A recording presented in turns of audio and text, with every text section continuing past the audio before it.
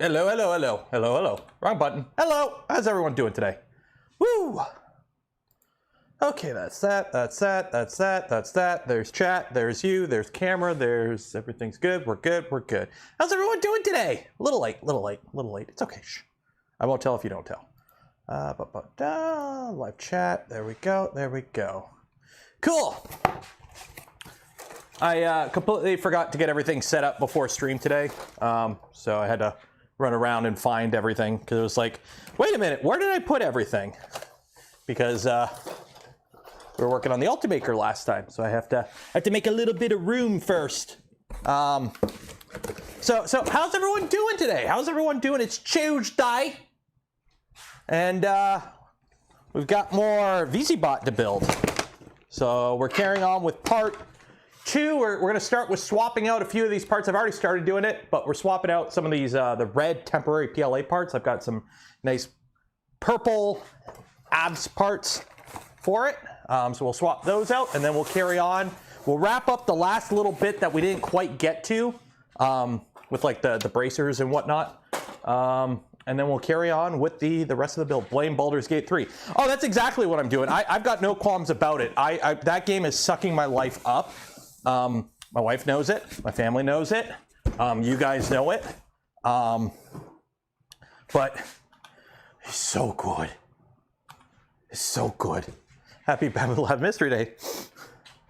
Does your printer go bump in the night when it's not supposed to? Oh, geez, that is scary because I've been saying it for a while, okay? I've been saying this for a while, okay? Mine didn't, because mine's on LAN mode. I take mine off LAN, I connect to the internet, I do a software update, and then I put it right back on LAN mode. So I'm lucky. I didn't wake up to at least I don't think I did. I looked. Oh!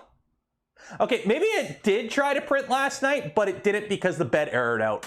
I can't remember if I tried to start a print and it errored out, or if it decided to try and print last night and errored out.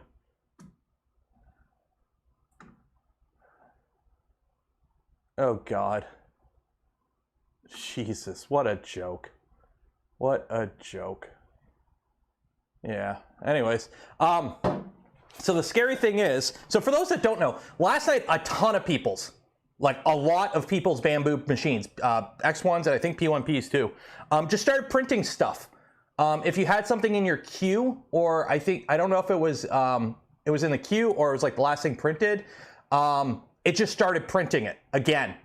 And then also, apparently, if you had a print running, a bunch of them were interrupted because it tried to start a new print, and that like aired it out. So I know a few people, their prints were canceled last night. I know a few people, their prints were canceled last night. So here's the thing, 2 things. One, why does Bambu have the capability to remote control your printer remotely? That's a huge security risk, okay? That's something in their control stack, in their software stack for their cloud service. They should not have the ability for a reset or whatever they called it to remotely impact your printer.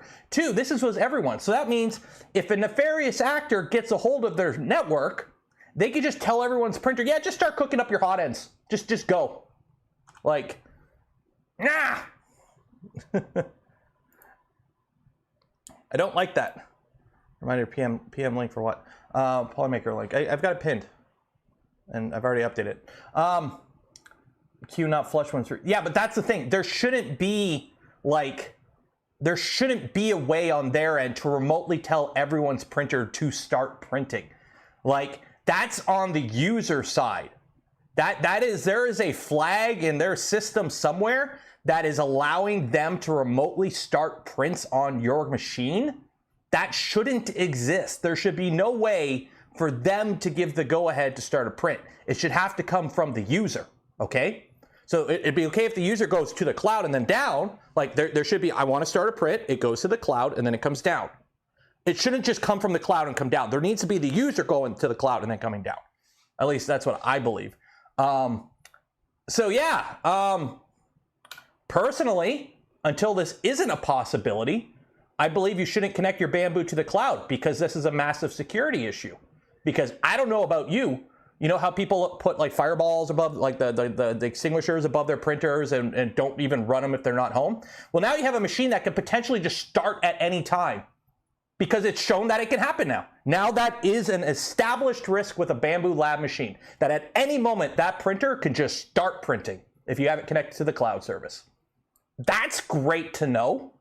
That's fantastic. Like, I don't know about you, but that's, you know, this is from the company that didn't have HTTPS on their network for the first month, and, you know, thought 3 minutes was an established safety, was a good enough safety time for the thermal runaway to kick in, and pretty much everything they do is a reaction to the community calling them out on them. And now it turns out they can just remotely, if they goof up on their end in their cloud service because they hit the restart button, your printer will just start printing in the middle of the night.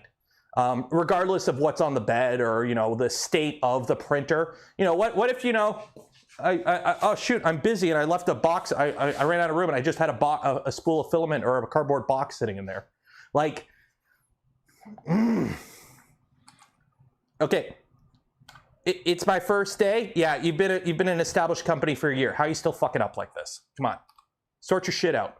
Okay, you've got too much of a user base now to be pulling these rookie-ass mistakes. And if you don't know how to fix your shit, pay somebody who does to come fix your shit. Okay? Don't pull an LTT Linus and claim you're infallible. Okay? You goofed up. Fix it. That should not be a possibility. Like, the fact that you can remotely start a print and you could just, like, you screwed up and remotely started everyone's printers last night and had people print. Like, that is a massive security. Hey, everyone whose printer printed last night, hit up Bambu, ask them to refund you for the cost of wasted filament. They fucked up. They wasted your filament. And for anyone who had a failed print last night because the system interrupted an established print that was ongoing, same thing. Hit them up, ask them for compensation. They screwed up. They wasted your material. They want to be a big boy company, they got to deal with big boy repercussions. Some people had hot ends break. Yeah, exactly. If your printer got damaged, if your bed got dinged or scratched, like, this is a big thing. I don't think some people realize how big of an issue this is. That now they have established that they can screw up and remotely start your printer at any point. That machine right now, mine's on LAN mode. I hope yours is too now, because that machine is now a safety risk, because at any moment it can just start printing until they fix it. Hopefully they fix it quick. LTT's float plane subs. I really hope they oh my God, Linus. What the heck, Linus? What the heck, Linus? I bought your water bottle, damn it. I bought another water bottle. So anyway, speaking of spicy, hey, do you want to win some Polymaker filament? Every stream we give away a spool of Polymaker filament. Link in the video description. Enter for your chance to win some. Because, yeah, you might as well. Okay, there's that, there. Okay, so where were we? Let me pull up the manual. I don't care about the printer starting. What else can they do through the firewall? Well, that's another thing. Like, they've established that they can remote into the printer and command it to do stuff, okay? Either on purpose or when they screw up, it does it, okay? They've established they have that connection. What else can they do? What else can somebody who nefariously gets into their network can do? 49, there was one user that wasn't connected to the cloud. The print stopped mid-print. Guess it connected to the cloud. Okay, that is really sketchy. If they weren't connected to the cloud, but it was still connected to the cloud, like if they were in LAN mode, but still on a home network, and it still talked to the internet and was still shut down mid-print, that is in that case, personally, I would say the machine is a massive security risk at that point, even more so, and I wouldn't even run it on my network if that's proven to be true. What did I miss about Bambu? Dozens of people's, potentially more. Grant is looking into how many people, but a bunch of people's printers just randomly started printing last night. Bambu screwed up on their cloud service and sent out a mass, just start printing shit. So they printed like what was in their queue or something. I can't remember exactly what it was. That was, if it was something in the queue or it was a previous print or what, but their machines just started printing last night. which isn't good. Unplug my, actually, yeah, good point. I'm unplugging the Bambu. I'm taking it completely offline. Yeah, I don't trust it. I don't trust it. Yeah. I've got way too much stuff over here. Where is the power board? There we go, and unplugged. That machine won't be on until they fix it. I don't trust it. Gone LAN mode. Yeah, go LAN mode, delete your Wi-Fi credentials too. Delete your Wi-Fi credentials. I don't trust them. Do you trust them now? They've established they can remote control your printer. Do you trust them? I'd delete my credentials off of it too. I would say if they had Ethernet, unplug the Ethernet, but they don't. Like that irks me so much. But that's okay, they're fanboys, don't care. It's a cheap printer that goes fast. They'll just give out a few more to content creators and get a whole new batch of people in that don't know what's going on. Ooh, okay. So right now we're just swapping out the PLA parts. Whoa, these really... oh, that's why there's a nut on the bottom.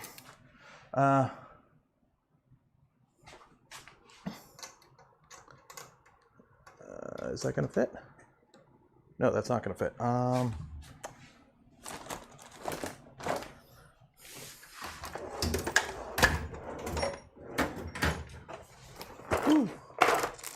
So, how the Mark IV PETG parts hold up? So far, so good. They've been printing just fine, ABS, for the past week. They printed all the parts we're using for this build, and I've had zero issues with them. So, can I not? Oh, that's why. The nuts are too close together to get a thing on them, so now I gotta. And they're lock nuts, of course. So.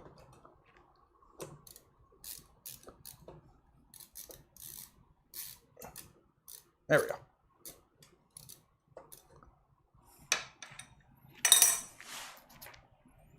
Okay, now it's Bambu ran over. What did Linus do? Oh, what did Linus do? Just go watch Gamer Nexus's videos on it. They've done a video and then an update video. TLDR, their review standards have taken a complete dive. They're publishing incorrect information, and then on top of it, they kind of screwed over a company by failing to return an expensive prototype and instead auctioning it off to a potential competitor. Basically, LTT's turning evil. Like, they've kind of lost the, I watched them for the entertainment instead of the actual, high quality content. But now they're kind of like, yeah. Oh, music. Let's turn the music on. Boop. Poke the bear. They flew too close to the sun and they got too corporate. There's a little piece of red filament on here. And I'm trying to get up. Succumbing to the algorithm. That's one of the things I'm so happy I don't do. I'm a horrible YouTuber when it comes to chasing the algorithm. I do the content I want when I want.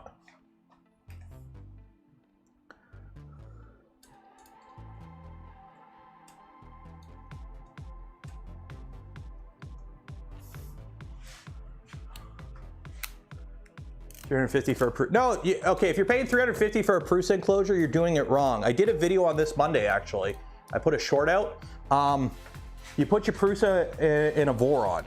That's how you enclose your Prusa properly. You enclose it in a Voron.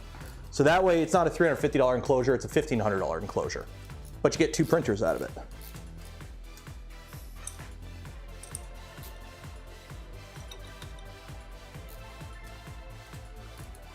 Okay, so there's that.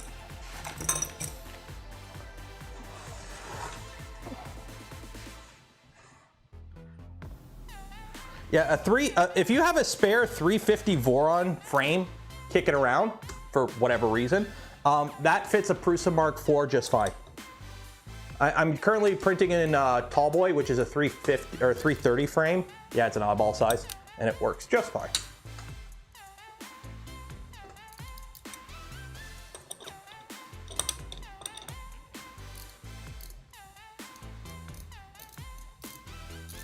Where can I find this Bambu? I don't think Bambu have actually published anything yet. You can find it. I was informed about it by a bunch of people sending me stuff from their Facebook group, which I'm not on Facebook, so I can't actually view it directly.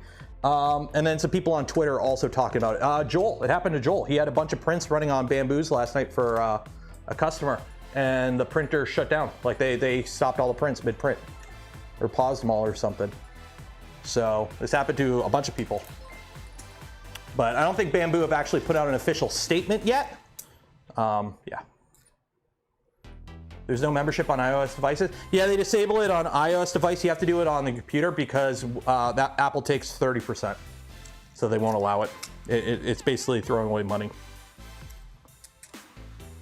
Will the VZ330 also fit as an enclosure? Maybe. I don't know for sure.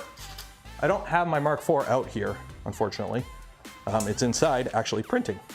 And I just dropped a nut in the frame here. So yeah, nice, wonderful, drama-filled morning.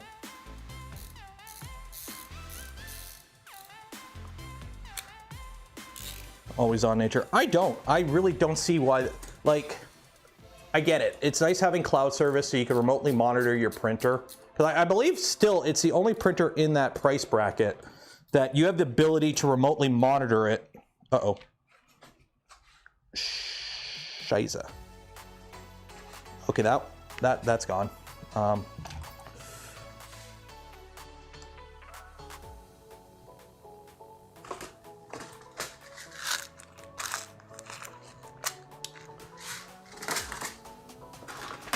lost one of me nuts. That's okay. I've got more nuts.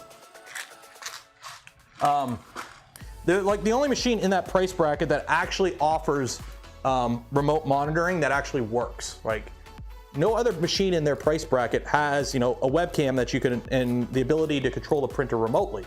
Like when it works, it's hard to actually like shit on the machine itself. The machine itself is actually a really good value and it's good hardware.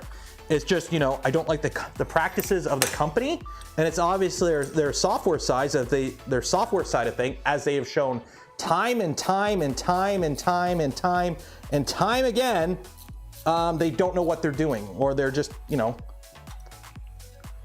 I don't know if it's just incompetence or they just don't know what the fuck they're doing. Like, again, how many times has the community called them out on things that shouldn't, like, come on. $5 trail features. Just sign up a boom, but no, I'm just gonna save up, build an annex. Go for it. And Fabrico Shammy gifted 5 community memberships. Cheers. So, you may have had a printed spacer between the carriage and the tube.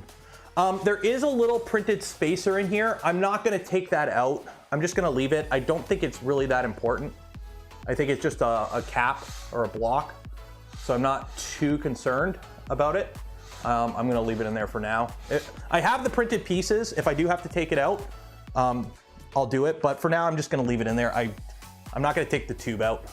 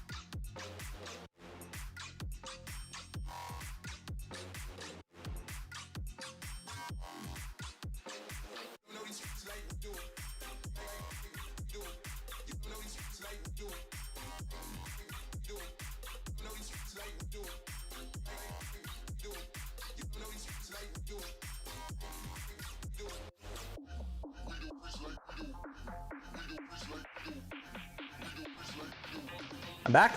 Back. I forgot to charge the mic, so I'm on a battery.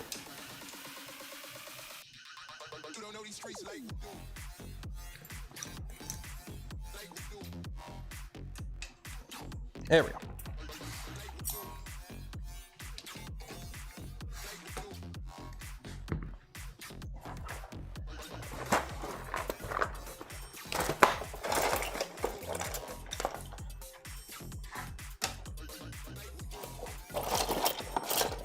So of course I was smart and I threw everything in here, so it's all in one big pile. So I gotta dig for all the parts.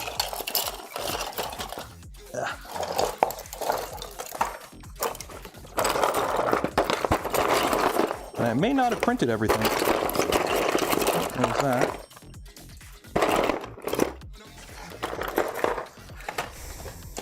Okay, so this one. So this one is... These aren't them.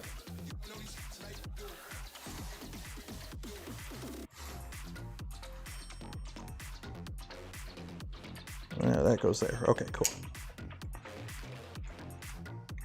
Ah, no, come on. Oh no, it fell. Ah. Come on, come on. There we go. Okay.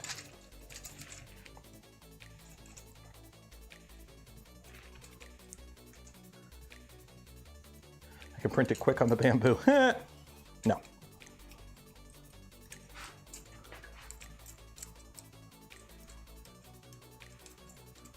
There we go. Okay. In the hole you go.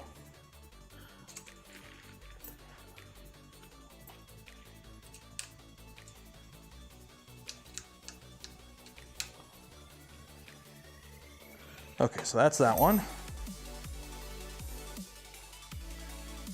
And then that one's an easy one. Okay.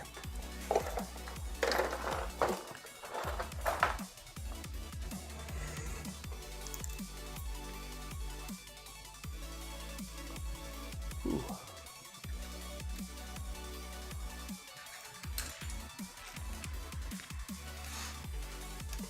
Well, it also doesn't help that LTT kind of lied. Where they're like, yeah, we compensated them and all that. It turns out they didn't do that until after Gamer Nexus's video. Like, that shit, you know, just own up. You effed up, admit you effed up, and fix it. Like,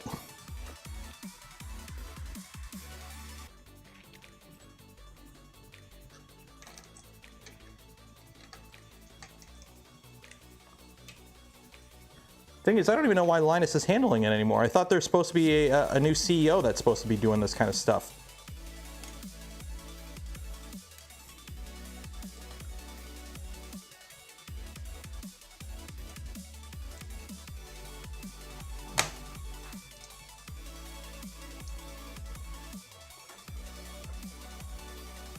I want them to do better. They take the keys from Linus at this point.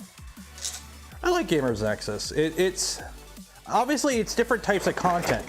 Like Gamer Nexus is more in-depth, long-form type videos, whereas LTT is just mass-produced daily content. And here's the thing: there is room for both of those types of content to exist.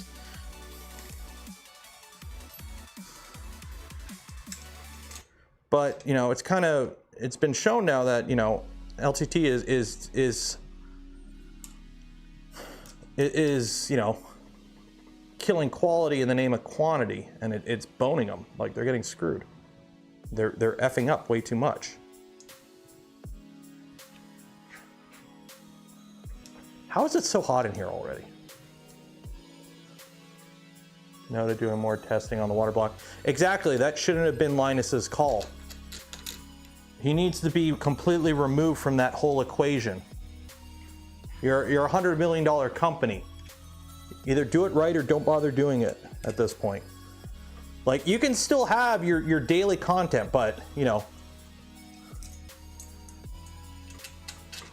take the time to do it right. If you need to do more low, you know, cost filler to fill the void, do it. But like, when it comes to your actual review stuff, because credibility is one of those things in the industry that once you lose it, you're kind of boned. You don't really get it back. Okay. So, replaced all the PLA parts. So we've done that.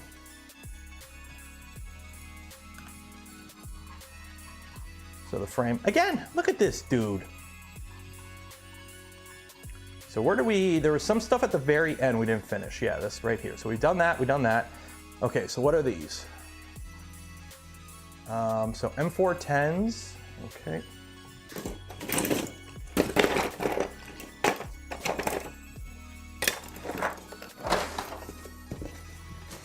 And that is box 6, I believe. So the camera over here. There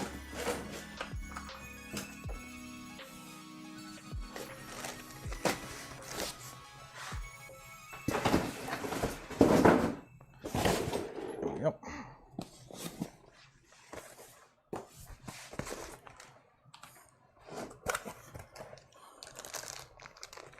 Okay, so what do we got? We got M410s and M410 T-nuts.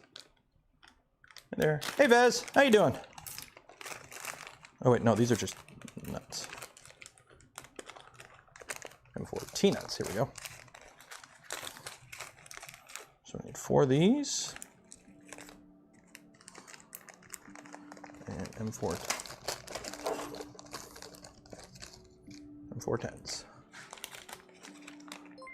Vez, $50. Cheers, buddy.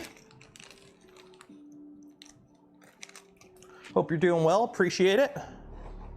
Okay, so we got these. So there is a logo on these. So I'm assuming when you put them in, you kind of want the logo facing out so it looks good. Of course, I printed these with a brim, so let me make sure they're nice and clean. There we go. Hit them with the heat gun later. Okay. I know. Ah! Okay, I need to get this fan going at me. Come on, aim at my face.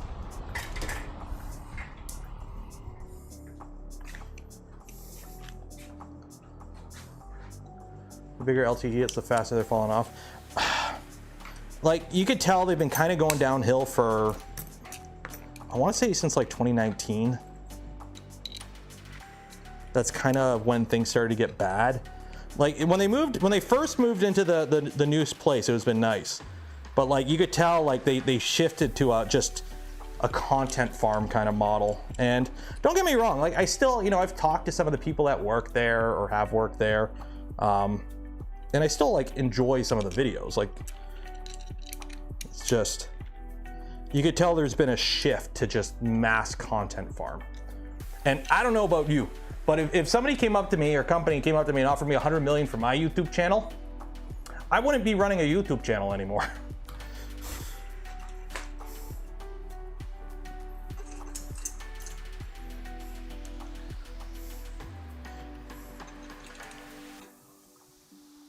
The smart thing to do would be to take the $100 million and run, and then go make your own YouTube channel again. Oh wait, I'm doing this backwards. These ones don't go here. These ones go the other way. Front, front, front, front.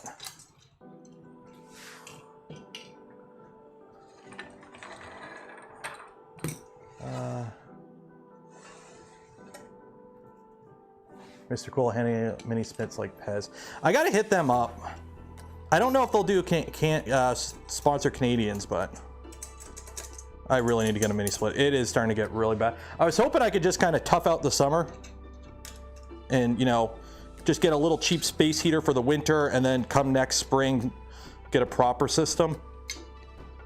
But that's looking more and more like I'm not gonna be able to do that.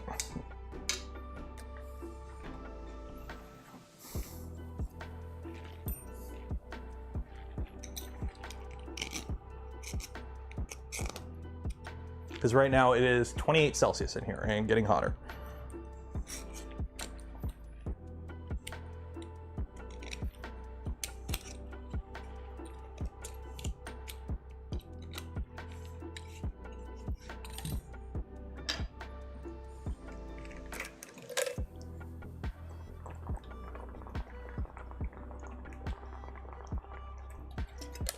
Except any sale, we could say. So here's the funny thing. Linus is Canadian, like me. Non-compete clauses are actually kind of not really enforceable in Canada because it violates your Charter Act of willful employment. So in Canada, we don't have our Constitution. We have our Charter of Rights and Freedoms, and one of them is right to like willful employment, like you're allowed to get a job and whatnot. And a non-compete clause, like a contract saying if you leave a field and try to work in another, like, you know, you sign a contract saying you're not allowed to work in a certain field, that violates it apparently. So it's not as, it's not really a thing. At least that's what I've been told. I don't know how valid that is.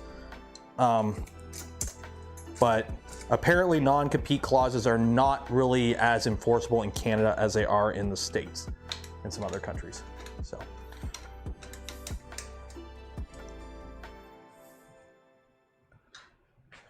YouTube is USA. They could. No, it doesn't matter. There's YouTube Canada. YouTube operates in the laws of the country it's in. There's nothing like they couldn't go to YouTube. The company, they couldn't like take their contract, go to YouTube, and like this guy's not allowed to be a YouTuber. He signed a contract, and they go, well, that's like take it up in the courts, and the courts would throw it out. So okay, so we got these. So this is the front, right? Yeah, this is the front. The manual really needs, I don't know, Vez, I brought it up last time. There needs to be, where is it? This. I need to be able to see the motors in this page to know which, like, I'm assuming these are the front motors because the logo, but you know what I mean? Like, this tells me nothing. I need to see a full picture of the printer to know what is the front and what is the back. So, okay. So Z assembly and bed frame. Woo. Fancy.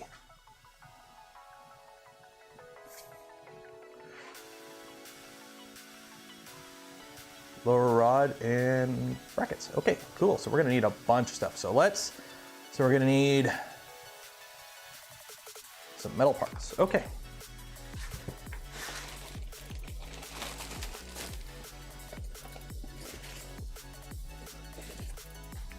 These are really nicely machined, I will say. Like, again, there's no burrs, everything nice and chamfered. Ain't gonna get scuffed on them or cut on them. So that is very nice. Very happy with the machine parts here.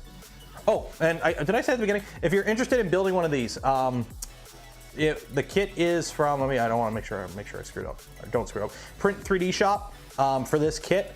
They are the reseller for it. Link in the description if you're interested in getting one. Again, they sent me this kit free of charge just on the condition I build the printer. Words and opinions are my own. I'm not getting paid. Blah, blah, blah, blah, blah. YouTube disclosure. Okay. There you go. Oh, they already got the bearings pressed in. Ooh. Ooh.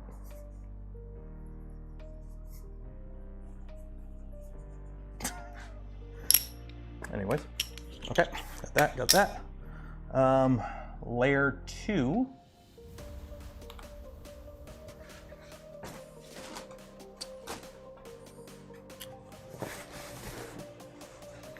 Is that in a box?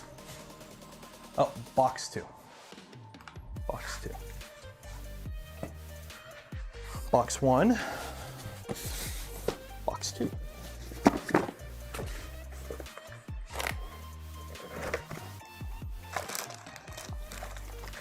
I need 2 of these. I really like how everything tells you what layer of foam it is and like where it all is and whatnot. Like, I will say that is actually really, really nice. I do like that. So these are those rods. Layer 2, I need the belt, and that's also in box 2. Like, I am saying this is just, I really like how they did this. We're telling you exactly where everything is. So 4 rods, that's also in layer 2. 1, 2, 3, 4. Like it's, you can tell, like, and then we got all our nuts and bolts. Okay, cool. I really like that. I will say I really like that. And actually, I'm gonna go get some grease right now. So while I'm gone, baby's in charge.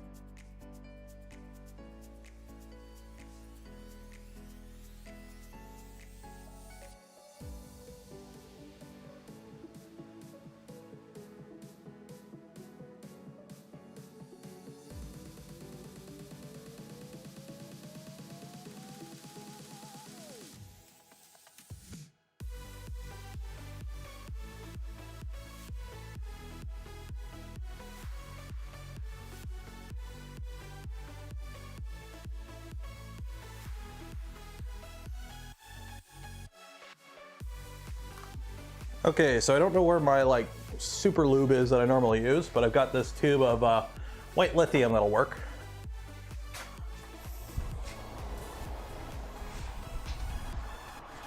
There we go. So we'll make that work. We'll make that work. Because I don't see any bearings yet, so we won't need that yet, but we will need it. Okay, STLs. So I need these alignment tools, which I did print. At least I'm pretty sure I printed them. Please tell me I printed them. I'm pretty sure I printed them. Aha, there. Am I gonna bolt it to the wall? No, this printer will probably, actually, why is the baby still up? I'm back, he doesn't need to be in charge anymore.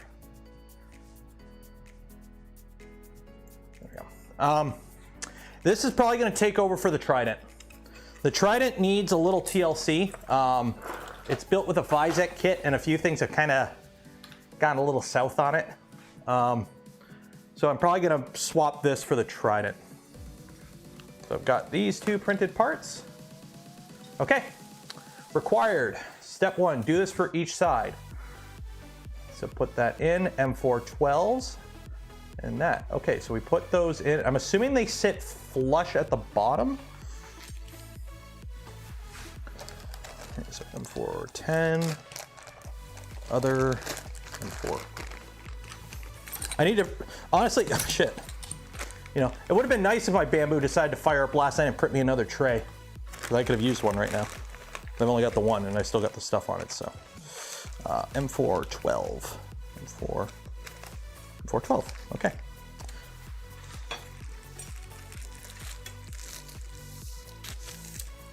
Top hat might hit whatever's on top. Yeah, I'll figure it out. I'll figure it out. Okay, so it looks like all these fancy cuts are facing up. So box 6, so that goes in there.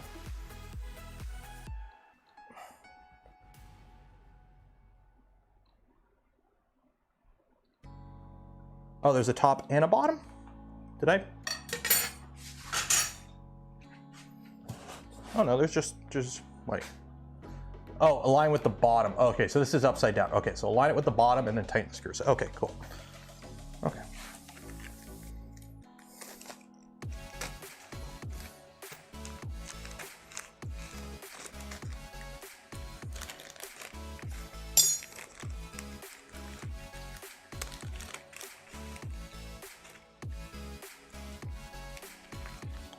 So just get these started.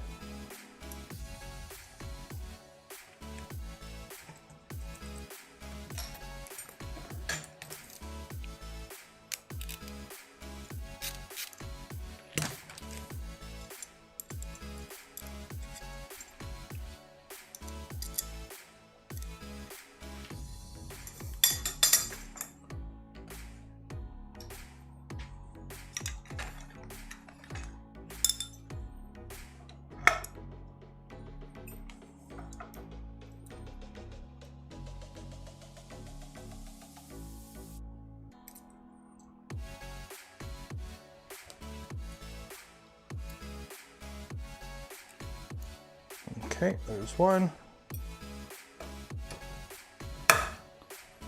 Sits at the bottom, tighten that.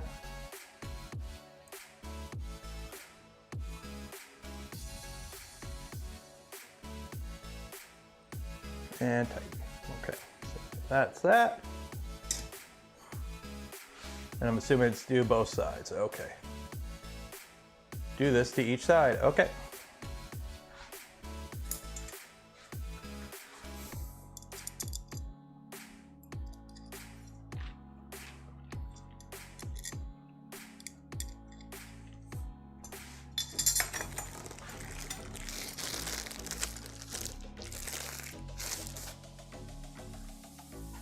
And today after stream, I'm making pizza.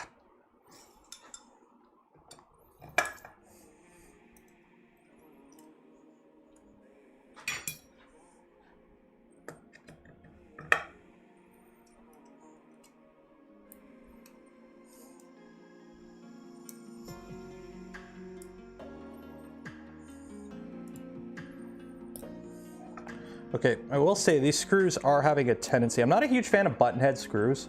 The problem with button heads, you don't really get as much meat when you're tightening them down. Yeah, they look better, and they're better to have when they're like sitting flat on plastic parts because they have more surface area, but they're easier to strip, which I've already stripped one of these. Stripped it, tightening it, so as long as I don't have to take it out, we're okay, but there we go.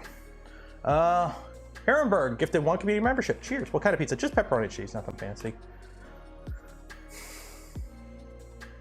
M4 12, M4 T-nuts, M4 Rollin T-nuts.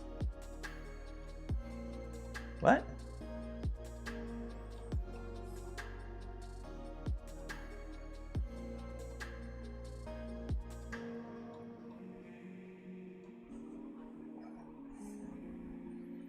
How am I, you got to put those in first. What, is it just showing that those go there? Oh, the inner ones get that. Wait. What am I? Okay, so those go in there. That goes there. That goes there. That goes. Oh, I see. Oh, I see. I see. I see. Okay. I see now. Okay. So the roll-ins go there and they go in first.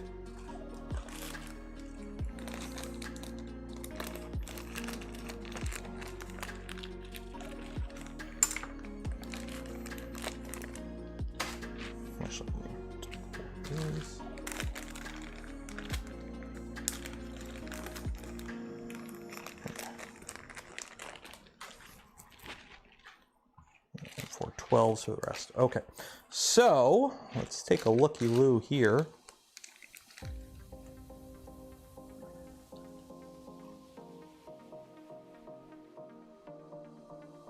And then you align it with that to the back.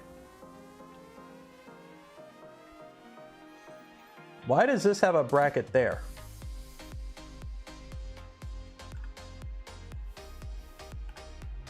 Why is this bracket on the bottom?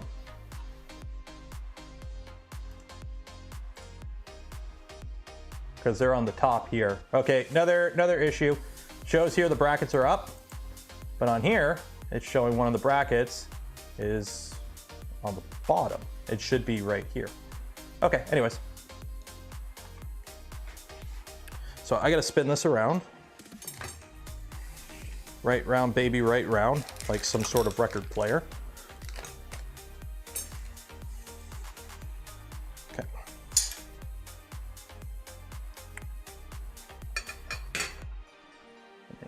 These guys.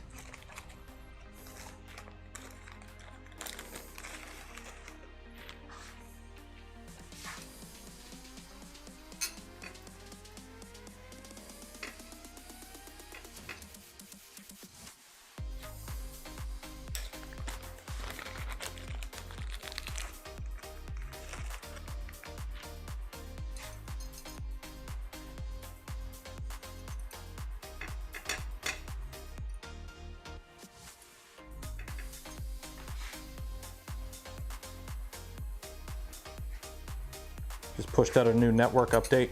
Is there patch notes for it? I ain't installing anything on that printer till I know exactly what it's doing.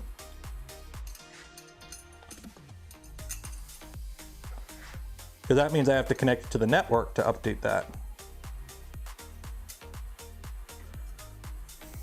Also, I want an update. I don't care about their slicer. I want an update on the printer itself that prevents it from firing up remotely.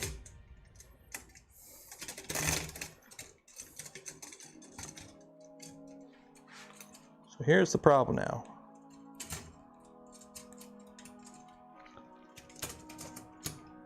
Get in your hole. There you go. Okay, you're in your hole. So I'm just gonna slung up one of these. Okay. So how to line this up is you use this.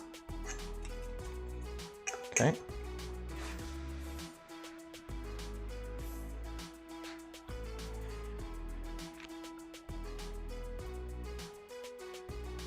And align the front rod. Wait. Align the front rod with the Z alignment tool. So this is the front.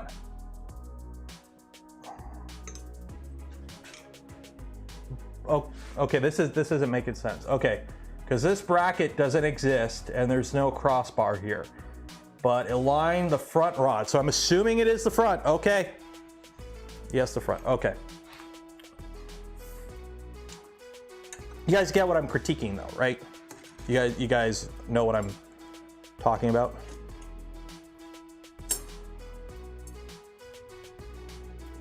Like what concern I'm bringing up here? Okay, so right there. Okay. So that means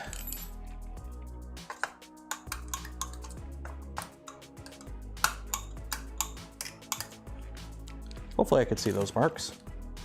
If not, I don't have a marker. I do have a marker.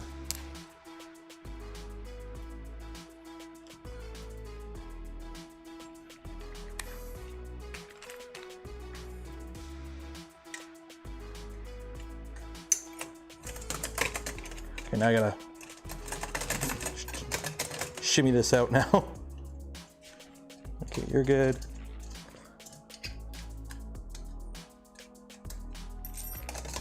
Oh, okay, there we go, okay. So I could slide these guys in. Oh good, they did leave nice little scratch marks, good.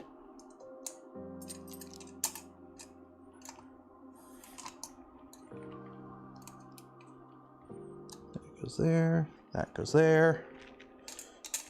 You come out. You go there, and now you go back in.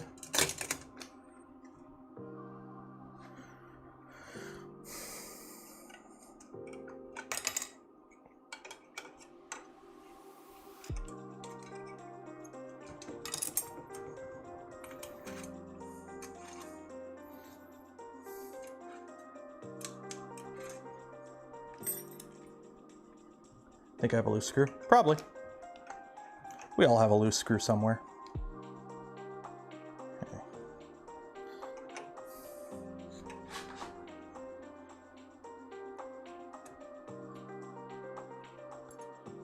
Okay.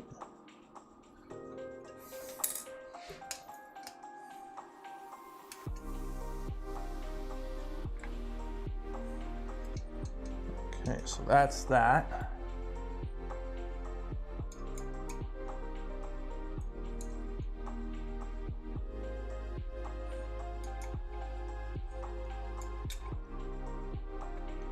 Okay, now we gotta do the other side. So before I do that, I can't take a good, oh, I can take a measurement off that.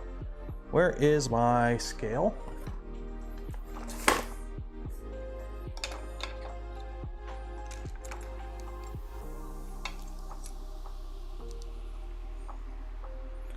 $13 and what is that? 130 mil. And 163, I guess.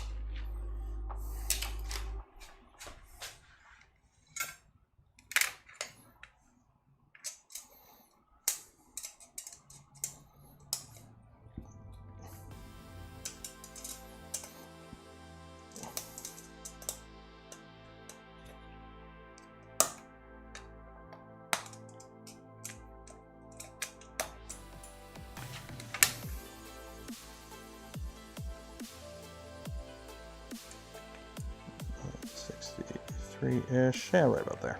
Okay.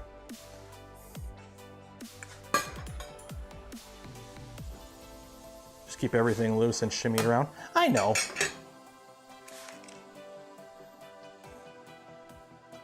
Shimmy, shimmy, shimmy, yeah. Wasn't that a song? Might lose power. That's not good.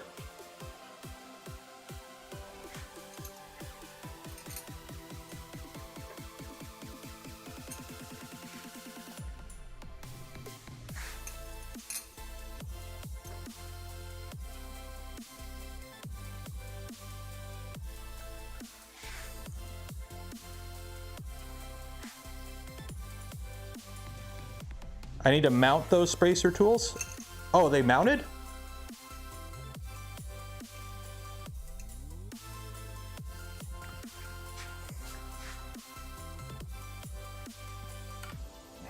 Tighten that. Align the front raw with the Z alignment tool. It actually, they actually attach. 'Cause I see they have holes here, but I don't see it. There's no call outs for screws, or it doesn't say anywhere to actually attach them. They're just an alignment tool. They're just for alignment. Yeah. Yeah, so I got some, yeah, they don't say, yeah.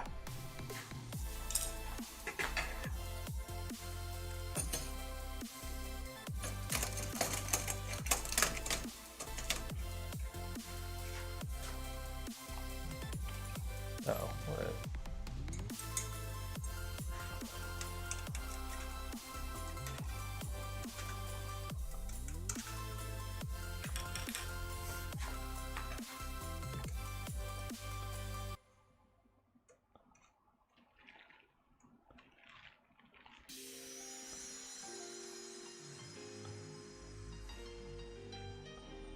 Okay. Oh, look at that. It lined them up perfectly. Heck yeah.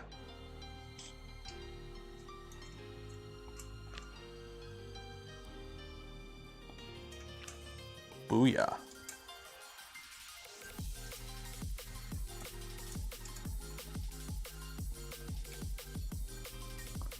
Okay.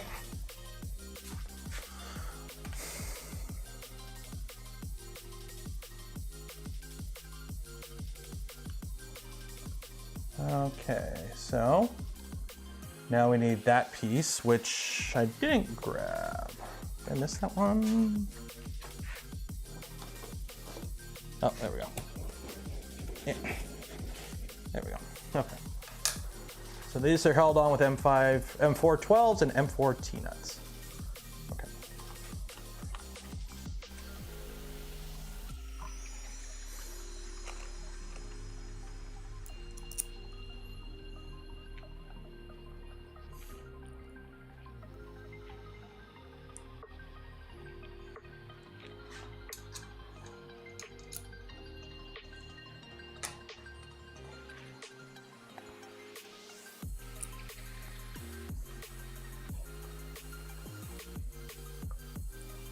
This is gonna make me buy a kit. Do it! It's only money. What do you need money for, eh? Mortgages, car payments, health insurance, move to Canada.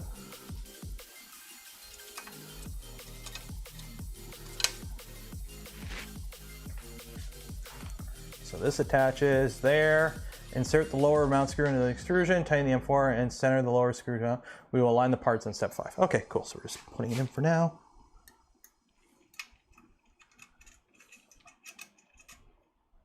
Oh, okay, that ain't gonna work. These screws are too long.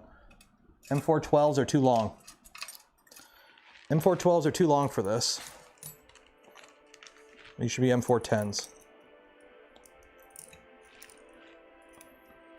Yeah, these, it's calling for M4 12s, they're too long. They bottom out. Need M4 10s.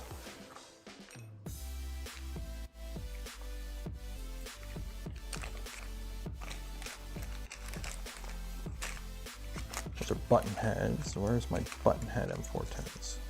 4 8s.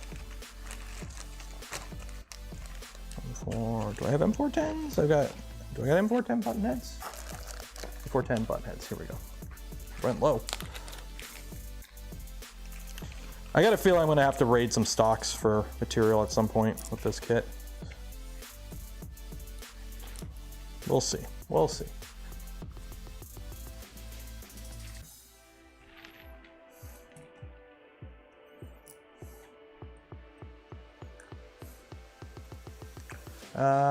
Can I all-wheel drive? I think some people have. Look up Armchair Engineering. They may have already done it for all I know. Yeah, there we go. Okay, so I'm just gonna finger tighten these because these are gonna have to move, obviously.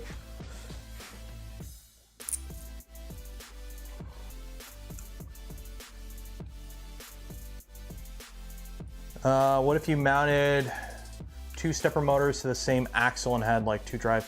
That would be kind of point, like doubling up the motors on the same, like a motor below and a motor above on the same thing would be kind of dumb. There's no real need to. You're better off putting a motor where replacing an idler midway through the belt path with the motor.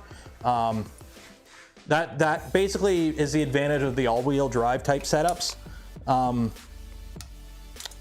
Is basically the Core XY belt paths, which that's the problem when you go big with Core XY, is the belt paths get stupid long and they become a pain to keep tensioned right and keep everything like good.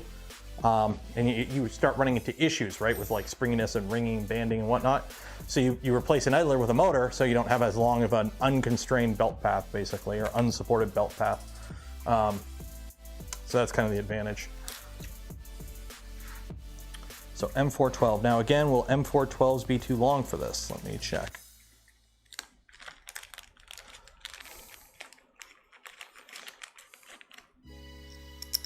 Yes, M412s again. So for this step here, it's calling for M412s. Too long. M410. Too long. M410s are too long. You're gonna need M48s for this part. M48s. Because they put a nice little counterbore in the part. Focus, focus, focus. Put a nice little counterbore there, so it's pretty close. M410. I just tried an M4. Is this 10? It should be 10. M410. Yeah, that's M410. And if I put M410 in there, oh no, because it's going through this plate. You're right. You're right. You're right. You're right. I'm wrong. M410. Okay, so more M410s. M412. Where did I put all these M48s? I just had a bunch of M410s. Or am I running low? 4, 8, 412. I've got, you know what, screw it. I'm just going to use these socket heads. 1, 2, 3, 4. Socket head it is. There we go.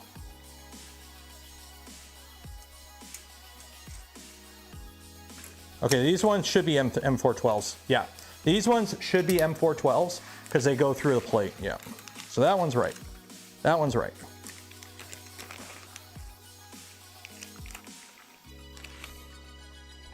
Yeah, because they go through this and that part is up, so that goes like that. And actually, wait. Yeah, we're good. Okay, M412.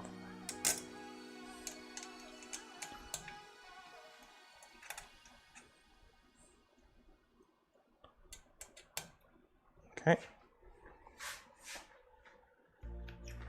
So this right here, these ones.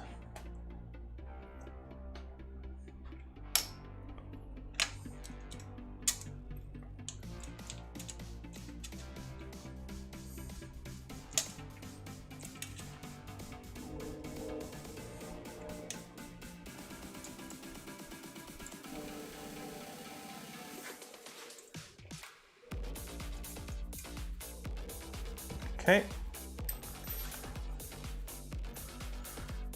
I put that on, tighten the M4 loosely, center the little lead screw. Okay.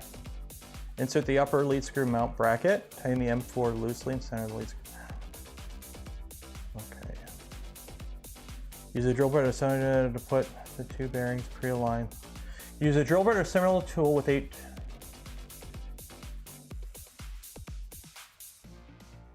Pre-align the two mounts. So it's asking you to use an 8mm rod to pre-align these. Could you just use the lead screw? All the main printed parts are purple. I do have some dark gray Galaxy ABS parts that will be for the accent. There's not a lot of accent parts on this. Yeah, the lead screw also works. Yeah, okay. So let's loosen these up so this can float a little bit. Okay, that can float.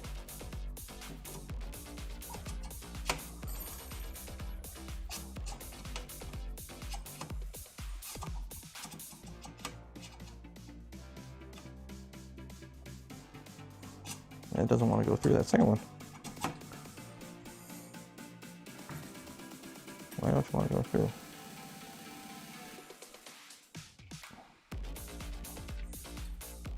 That doesn't want to go through.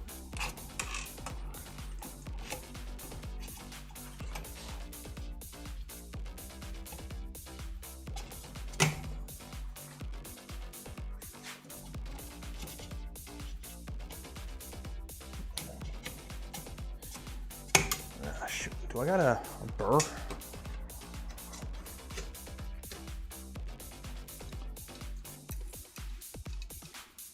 On this, because it won't go into the second one. It just kind of.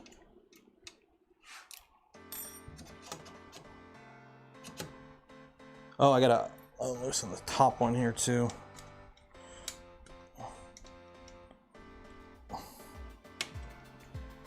There we go. Okay.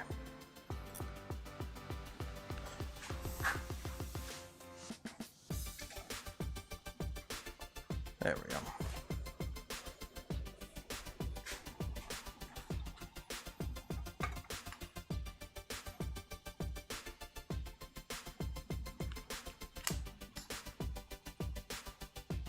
Yeah, because you can kind of,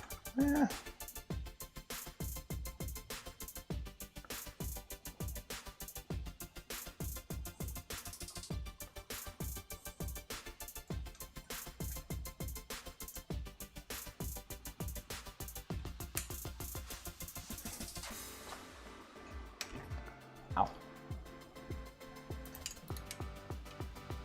Some bamboo, that's not a big deal.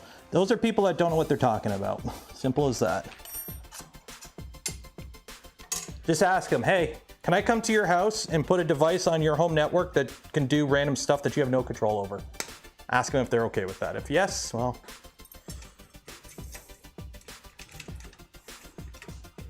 There we go, okay.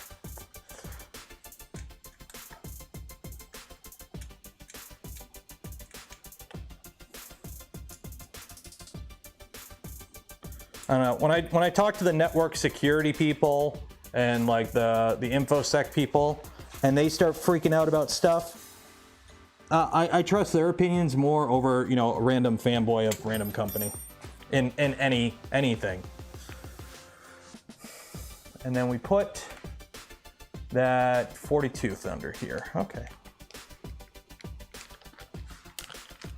What's the latest issue with Bambu? Last night, something happened with Bambu's cloud network, and pretty much a whole bunch of printers just started randomly printing last night. Uncontrolled. Yes, that is not a good thing. That is no mucho bueno. Yeah, when somebody says it's not a big deal, and it's like, okay, what do you actually know about this thing? Oh, I don't know. I bought the printer. I think it's good value. Yeah, you know. Like, I don't know, but I've talked to enough people, and I trust people's opinions on certain things. Okay. GDPR. Has anyone done a GDPR request with Bambu yet to actually like get the information that they collect on you and actually get it publicly released? Okay. Okay, so insert closed loop, GT2 in the lower, and okay. Insert the grub screw. Okay, so I need to put the belt in here, which is right here.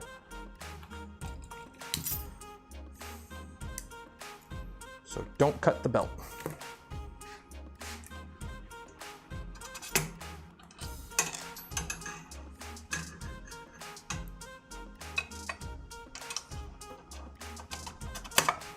Okay.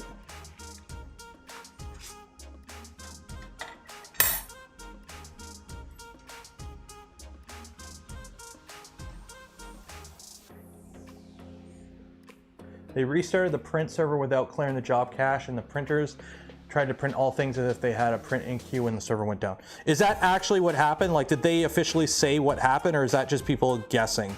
I would like to know exactly what happened and how they're going to make it so that never happens again. Because that is something that should never happen. They shouldn't, I don't care who you are and what you think about network security, no company should be able to just on a whim remotely start your printer and tell it to activate, especially the hot end, okay? Like I could see, you know, powered up for an update or something, like consoles do that and whatnot. I really don't care about that. But no company should have the ability to, on their accord, start up your device and tell it to print something. That is not something they should have any access to do. And if their network is set up in a way where it can happen accidentally like this, they need to fix their network, because that is not something that should happen.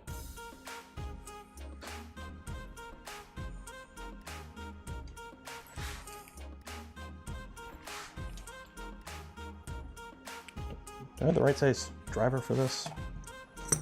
No, no.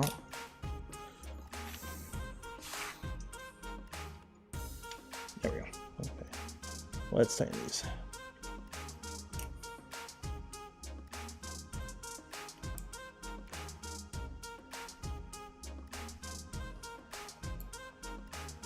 There we go.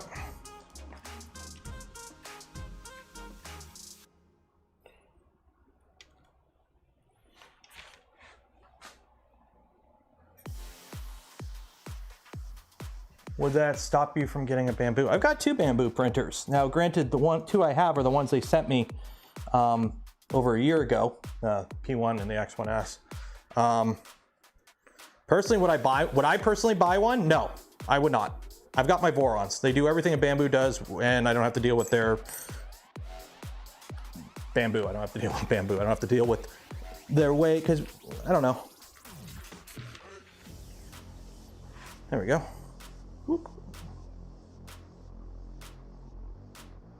Okay, this one's a bit wobbly.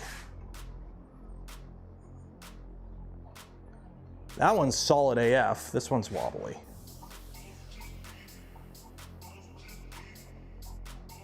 Yeah, you can see this rod is. This one's going all over the place. What's going on here?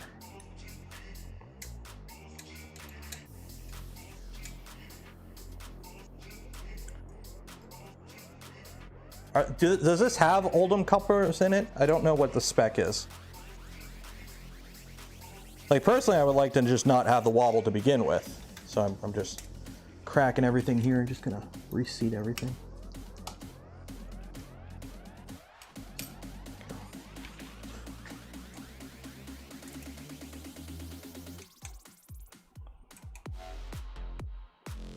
There's a line from the CNC part to lower, yeah.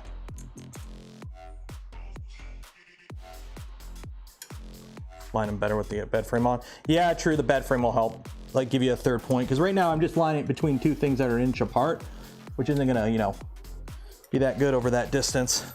But once you have the bed on it, you move the bed to the top, and your bed becomes the top, and this becomes the bottom, and yeah, it's a little better. Okay. So that is that. Okay, bed assembly. Assemble the bed, sweet. So I'm gonna have to put this on the ground.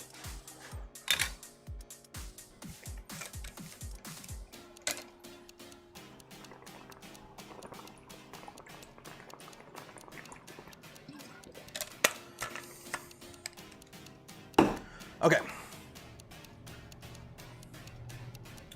So let's put you over here. I don't know why I still have the box for the Tico. Part of me doesn't want to get rid of it.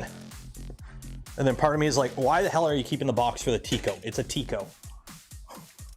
It's a collector's item. Okay, so I need those parts. Did I print those parts? I don't know if I did. Hopefully I did. I think I did. Yeah, 1, 2, 3. Oh, I printed them in purple. We're gonna use purple. 1, 2.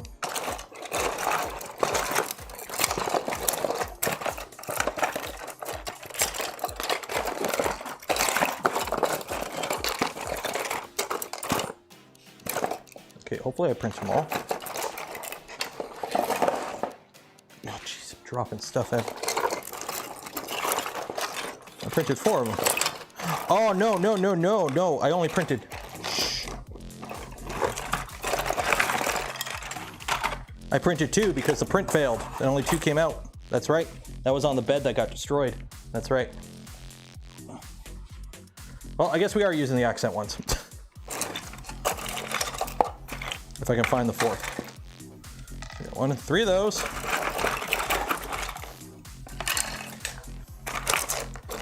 There you go, 4 of those. Okay, so we are using the accent colors, cool. Okay. So I need that, and I need the bed frame, which is in box 6, okay. And that's layer 4. Okay, so where is the bed frame?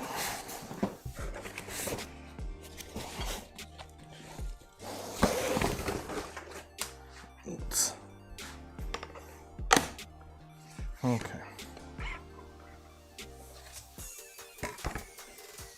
I got a feeling we're not going to be actually mounting the bed today, because I'm going to want to do what I normally do for a big bed, where I do the whole process. I put weight on it, let it cure for a bit before I mount it. So we might not be putting the actual bed on today, but we'll get this all set up. Okay. So layer that, Oldham couplers, layer 2.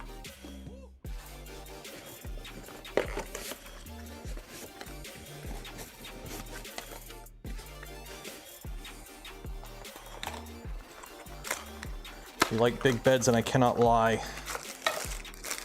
They're okay. All beds are good though.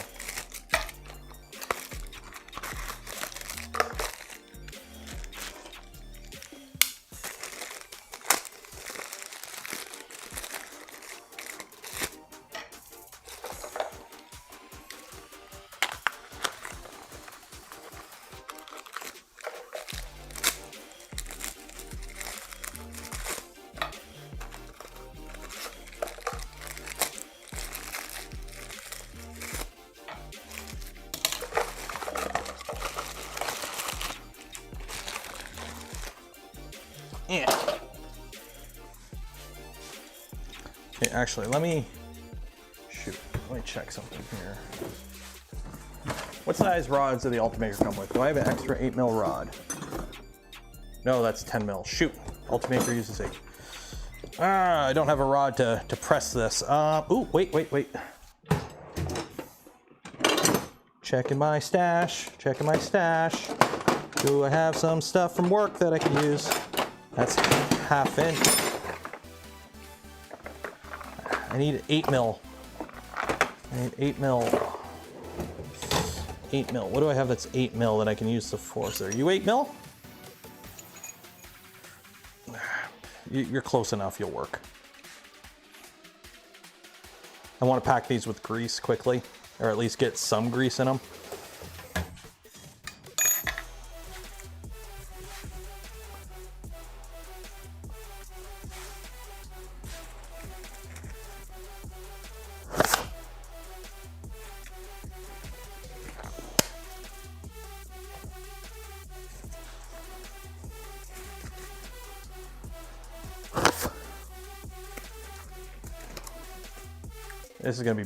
This is gonna make a mess.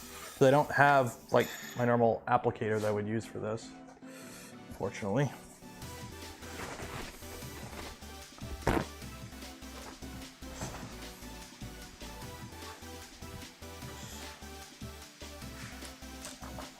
need something sacrificial that I can scoop this with and kind of smear it in there, and then that'll work.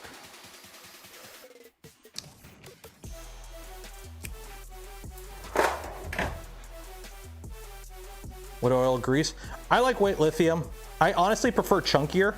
I know some people like EP1 or EP0. I prefer chunkier because I don't really run my machines at like the high speed limits, and I prefer it to just last longer. I don't know if this will work. This is like the closest metric size, so it's not.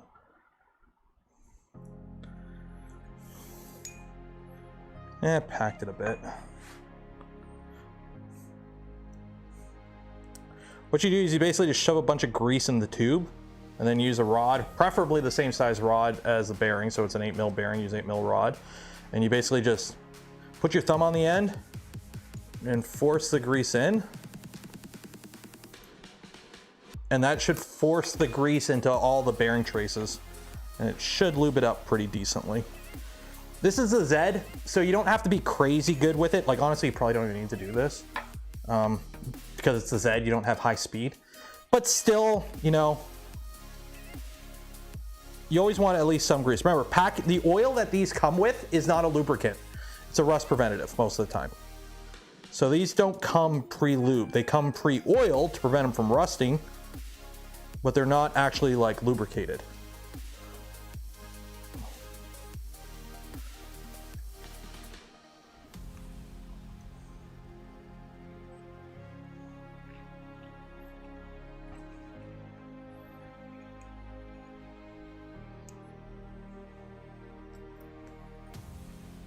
Which days are the Ultimaker? The Ultimaker is Saturdays.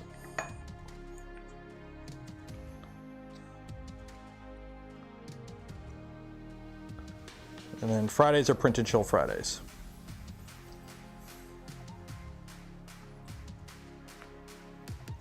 There we go. What size is this rod anyways? I have no idea. Just grab one from work.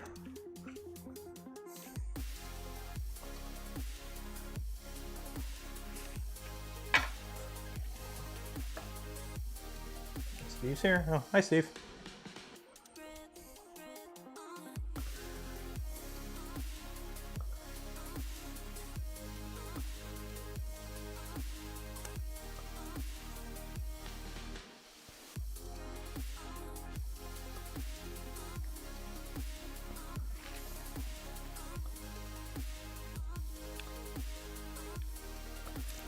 Just jam it in there.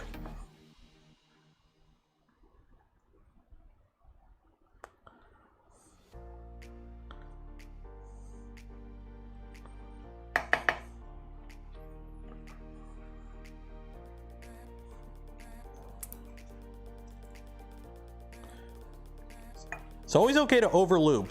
Just wipe off the excess. Like once they're packed, they're packed. Like once they're packed with grease, there's really no more grease that's gonna go in there. So it'll force out any extra, don't worry about it.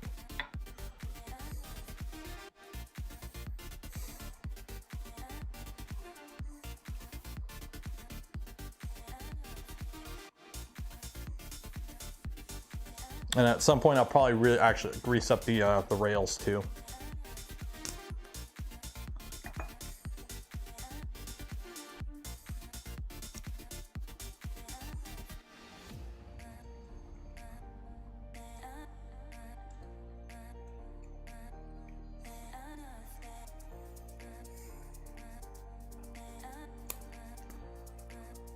There we go.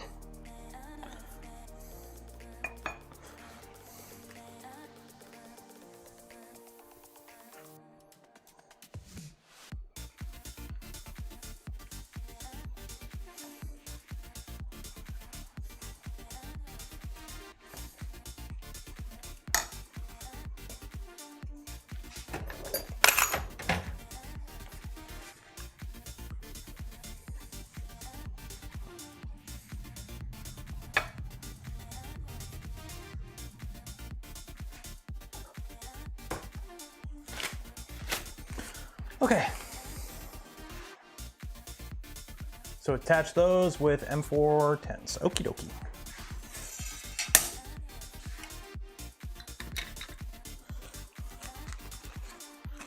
I don't know where that bag of M410s I had went, but I am running really low on them. I've got like one. Seriously, where'd that bag of M410s go? M5s, M3s. For that. Yeah, I'm out of M410s. Okay, I guess we're using socket heads. Is what it is.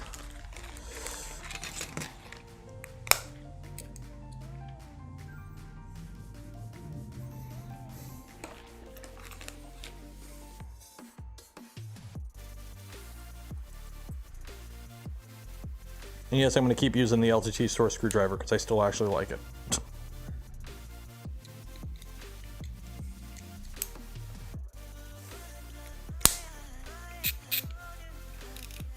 There we go.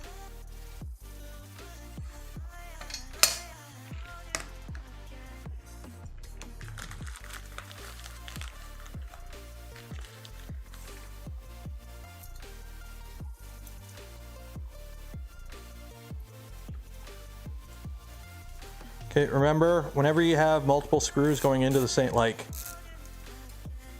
always get all your screws started and then tighten them down. That way it locates it easier, because there is a little bit of float to this actually. Actually, no, don't tighten these all the way, because there's actually some float here and you want to align them to the rails. So I'm just gonna kind of leave them a little finger tight. Burn all, don't burn the merch. They've already got your money. Burning the merch. Anytime I see people burning stuff, or like the whole Bud Light thing, it's like you bought the product to smash it. What are you, dumb? And then you see the people doing it, you're like, oh yes. Hello? What do you want? I want to help you, Daddy. You want to help me? You build that? Here. Daddy, you build that already? Yeah, Daddy built that. What are you building right now? We're building a bed frame. Okay, don't touch it. It's full of grease. Will we? Yeah, full of grease. Where is it? Oh, the grease is in there. So I'm gonna need you to tighten some screws, okay? So, can you spin that? Yeah, tighten the screws. There we go.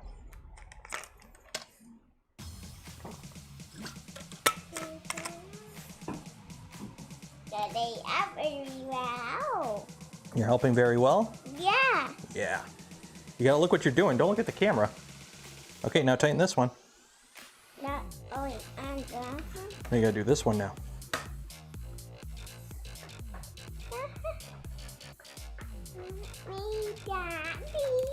Before you know it, he'll just be building the printers and I'm just gonna be the face on camera, child labor. Hey, you're allowed to exploit your children for the family business. That's actually a thing.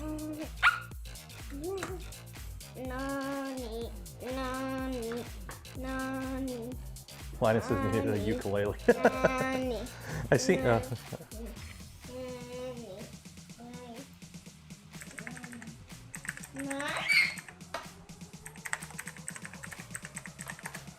Okay, now you gotta do that one. Not phone. Yeah, you got it. That is 90.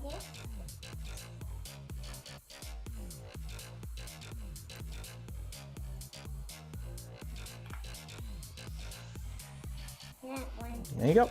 Good job. You helped. Hey, high five. You helped. Yay. You know what you get? You get some gummies. Yummy. There you go. Here. Take them. And here, take this one to mommy. Okay. That one is more yummy. There we go.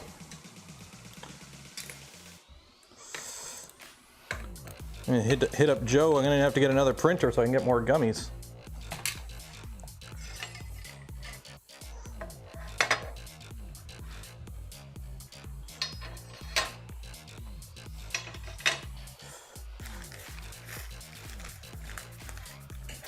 Okay, you gotta stay inside, buddy. It's on the outfield.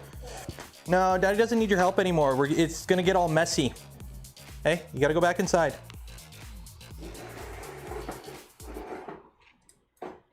Hey, what do you want for dinner? Do you want pizza? Yeah, I want outfield. You wanna help me first? You already helped me. You already did a very good job.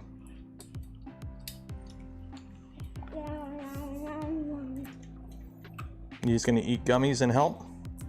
Yeah, right now.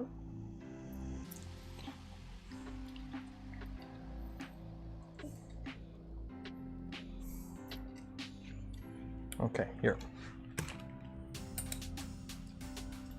So you use this to tighten those ones up. And Daddy will use this one to tighten these ones up.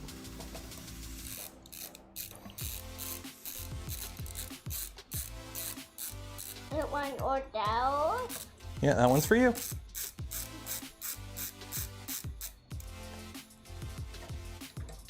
Another reason to come to Form Next. I don't know if I make Form Next. I'm trying to figure out if we can make Smurf work. Form Next is asking a lot because it's so close to Smurf and it's longer. So it's kind of like, it's harder to justify.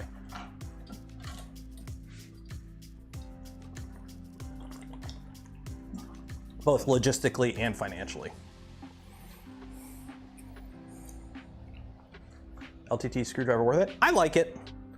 I like it. Okay, you're eating gummies too much instead of helping. See how quickly Daddy did that? You should be able to do it that quick, but you're too busy eating the gummies. Hey? What kind of helper? You just eat their gummies? Yeah, and I help you. You helping eat gummies, eh? Okay. Although, you're gonna have to go inside now because Daddy's gonna work on something tricky. And then you don't want to get messy. Okay? I want to help you. You can help Daddy make dinner after, okay? All right, let's go inside. I want to help you. Can you say goodbye? Oh. Come on. I want to help you. Come on.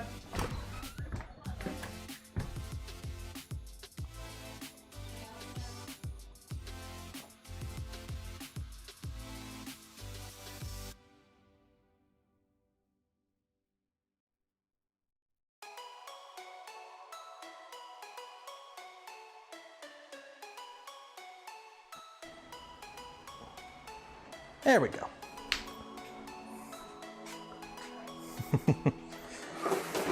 No, I don't want him eating with the grease and everything because knowing him, he'll... Why do we go back to that? Why do I still have that up? Okay, now we gotta put these on. M310s. Okay, I gotta find those couplers. Where are those couplers at? Oldham couplers layer 2. Which one's layer 2 again? Oldham couplers, Oldham. No, that's...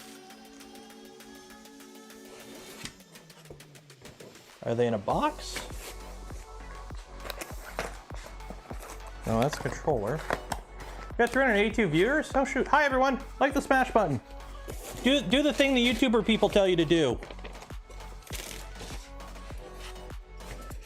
Checking all the holes. I can't find the Oldham couplers. Unless they're on a different layer and I didn't see them.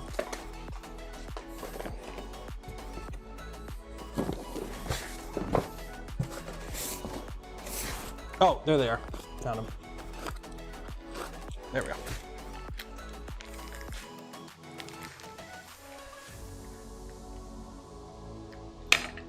Long-term review on the tap. It's good. I like it. Put it in your machine. There you go. There's my long-term review. I didn't have to stretch that into an 8+ minute video for ad revenue.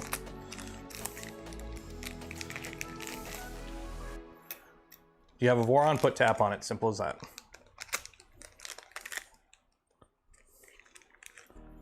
Auction stuff off you don't own. What are we, LTT? Okay, M310. Okay, M310.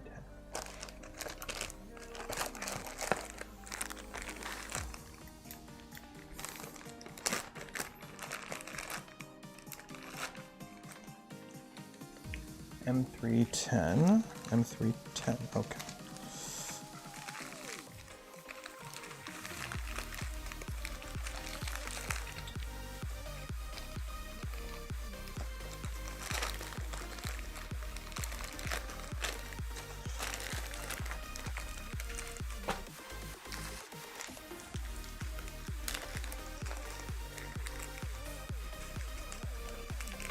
One, two, three, four.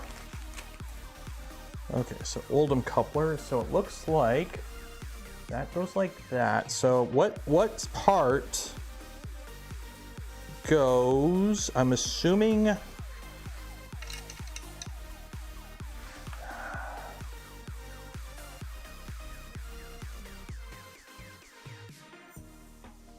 What? Okay, so that's the flat part. Okay, so that's the flat part on the top. Okay, so that's the part that has this. So I think this, the part that has this little like nipple section, that's what goes in there. Okay.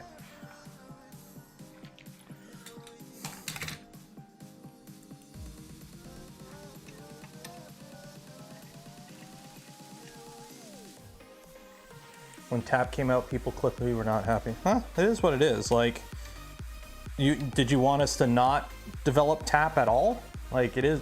There's nothing stopping you from running both. The unthreaded part goes on the bed frame. Oh, well, because here, well, here's the thing. When you look at this part, this is flat. So the unthreaded part goes on the bed frame. Okay. I guess that makes sense. It's an Oldham coupler, but still. Attach the part of the... Attach the part. Yeah, you need better clarification on what part is what.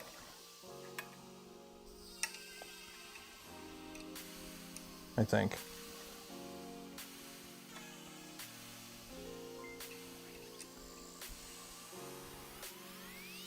Needs to be able to move. Well, I know that, but here's the thing. Not everyone knows how an Oldham coupler fully works, right? So somebody just following the image goes, okay, so that's the flat part there. That looks like, you know, it looks like this. You know, it looks like that part. So obviously this nipple part, which, you know, fits in the hole, must go in the hole. Like, that's the thing. It's surprisingly easy for people for people to miss stuff, or not realize, or just kind of.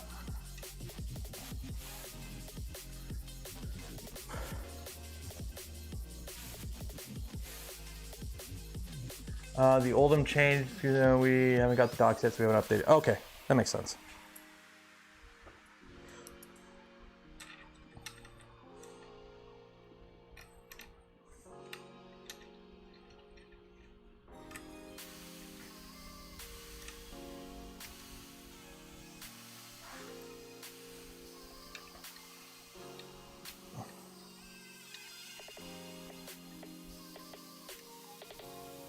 So those are Oldham couplers are installed. And now we need to put that on the bed. Okay, attach the parts with the threaded holes need to point to the front. So what part of the threaded holes? Oh, this. Okay, so that needs to go to the front. Okay. Okay.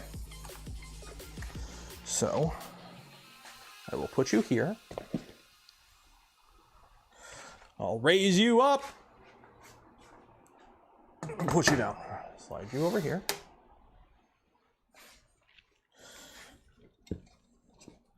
Flip you over. So the part with the threaded holes needs to face the front, which is that. Try not to lose my Oldham couplers.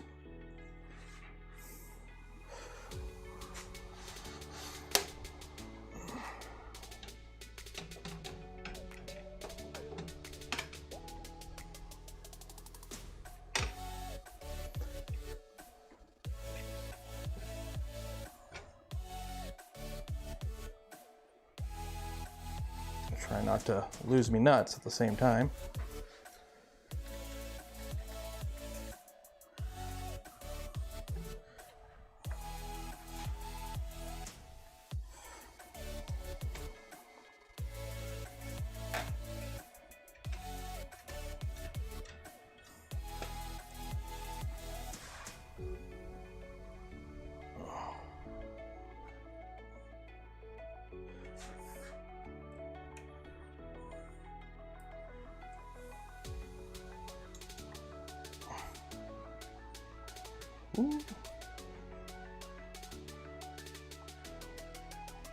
Ooh, look at the bed.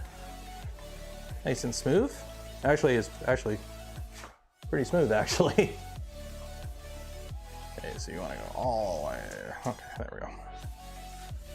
Actually, it's pretty smooth.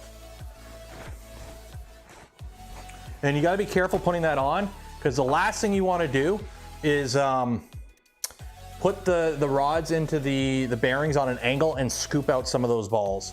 You don't want to lose your ball bearings. Without ball bearings, your ball bearings don't really ball bearing too well.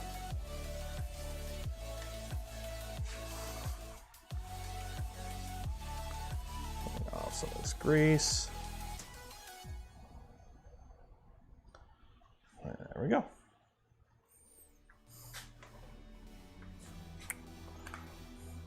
So that, attach the screw holes with the Oldham coupler.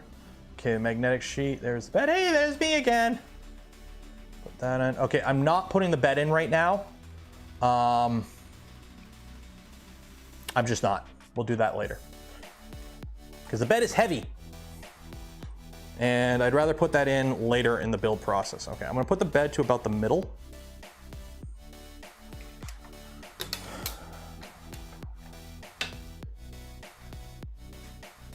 Okay, so what we got here? Let's drop you down to 21 centimeters. Drop you down to 21, so you're about equal. There we go, about equal. Okay, so the bed's roughly in the middle. Those are there, those are there. So now we are going to put the top part on.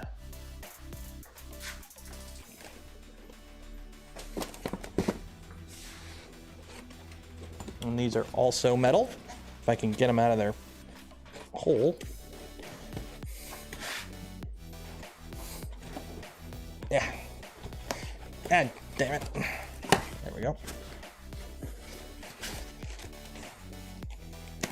There we go. Haha. So these are also metal and beautifully machined. I'm loving the machining on this. Everything on this machined well, I will say.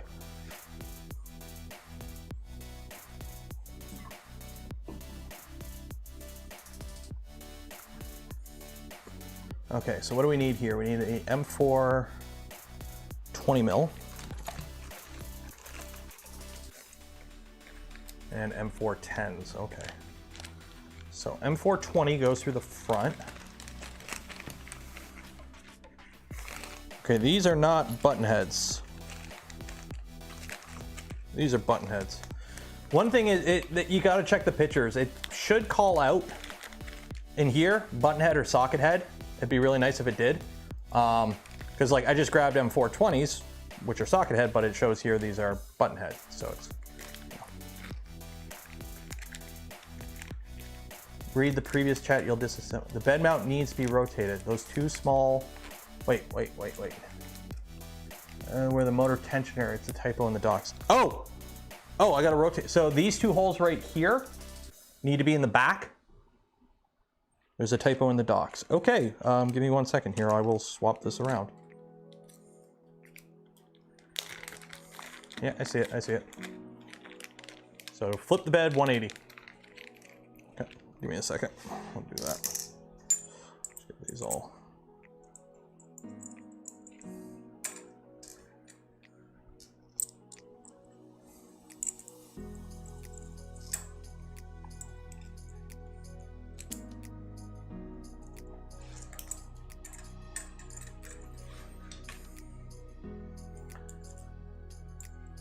Scale down Pantheon. Now this is way, I caught it between my feet. This is way not beefy enough to be considered a Pantheon. Pantheon does a single common plate. So the way Pantheon does it, they have their,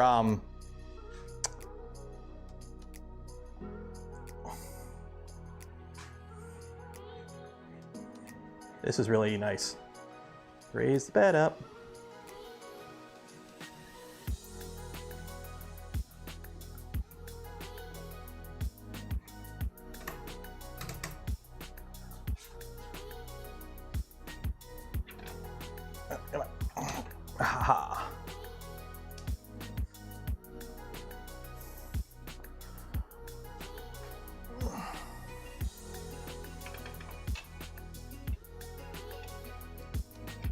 Yeah, Pantheon uses a single common plate to mount everything, versus like most traditional 3D printers like this, like the Vorons, where you have everything is hanging off of a square frame.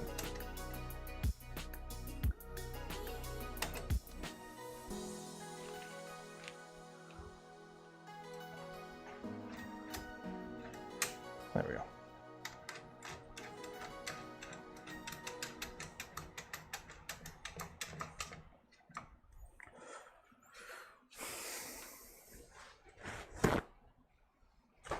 Actually, that was actually a lot easier than I thought it would be.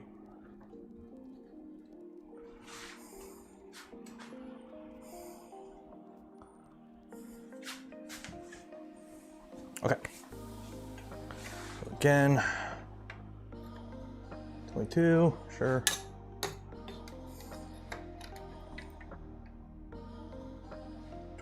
Good. Okay. I just want it like even when I do this. Okay. And then that's an M410 and an M4 T-nut. M410. Oh, okay. I just spilt these everywhere. That's great. Okay.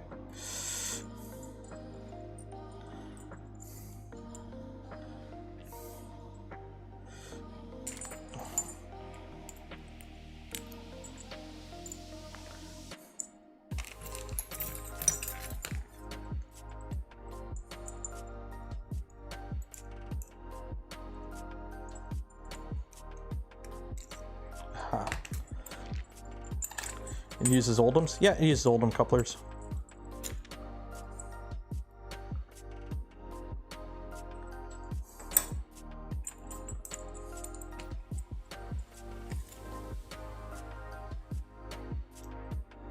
See a machine that fast using ball screws. Ball screws are fast. Like, again, your definition of fast and what you think, like, I come from a tool and mold background, right? So I worked in tool shops where we had a machine with a gantry that weighs more than a dump truck that moves at like a meter a second. Like, those machines can book it, and they're on massive ball screws, and they're not on rails, they're on ways. They're just on ground and lapped ways, slathered in grease. Like, you can move, believe me. It's because we're so used to like the absolute budget bargain shit we deal with in 3D printing, where everything's like the cheapest stepper motors on the cheapest gears and whatnot, running at 12 volts, you know, or 24 volts. It's, you know, you can go fast. Ball screws are fast. Not all ball screws are fast. You can get fast ball screws. You can get slow ball screws. Okay, so so screw that in there. So we got that built up, okay? So that goes there. So mount all 4 of those, okay?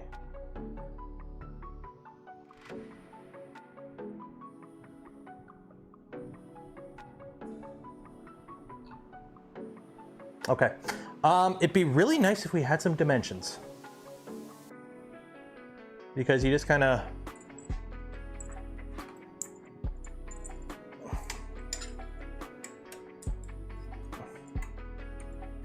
like, it would be nice if we had some dimension. Obviously, yeah, I can use the spacer in the front here,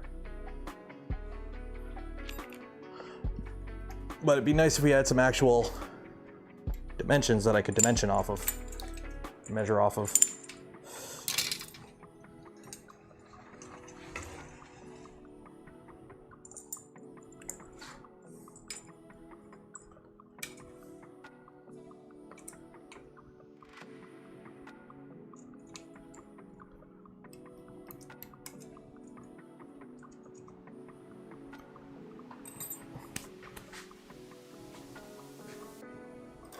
Where did I put that spacer, actually?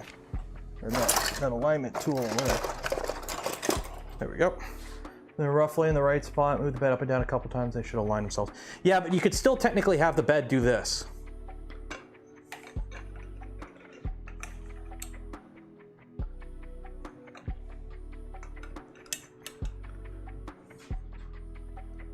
Actually, that does look pretty.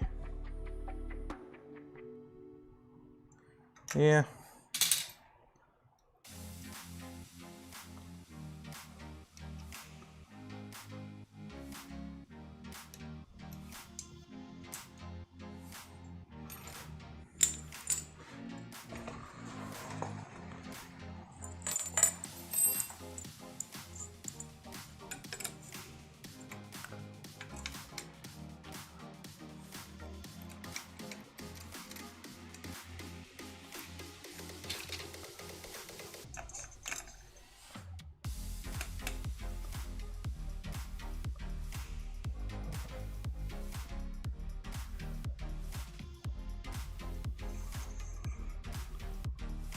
Yeah, so it's gotta.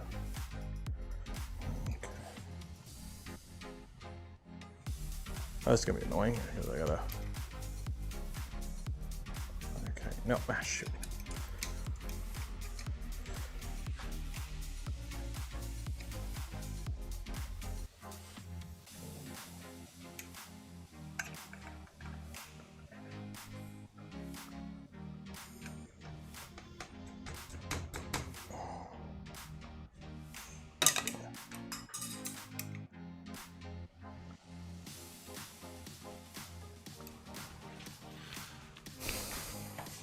Where'd that go?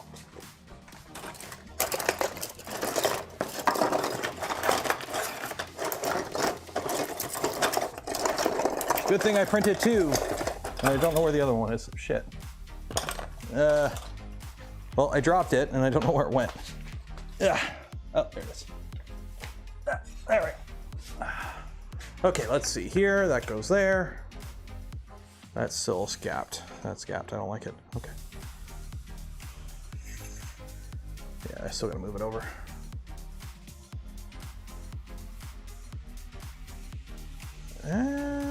Maybe. Ever so slightly, one more. A little bit.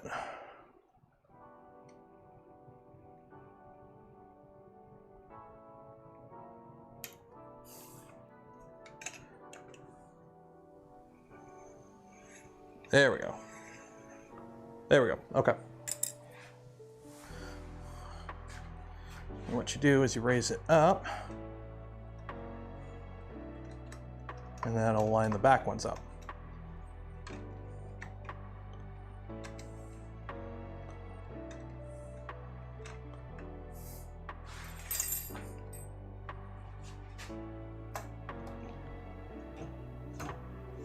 Oh yeah, there's some resistance now. Okay, yeah, this is, ooh, that's binding like shit. Why are you binding so much? Okay, loosen you. Why are you binding so much? You're free. So these ones are free. There we go. Yeah, so it's those back ones are binding. Okay, so let's, you go there. You go on.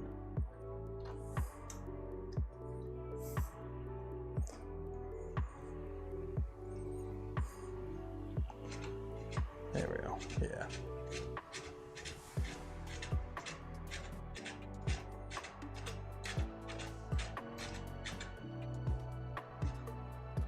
I really.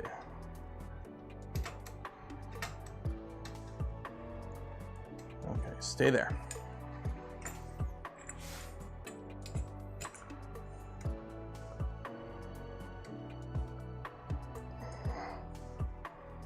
Come on, get in your hole.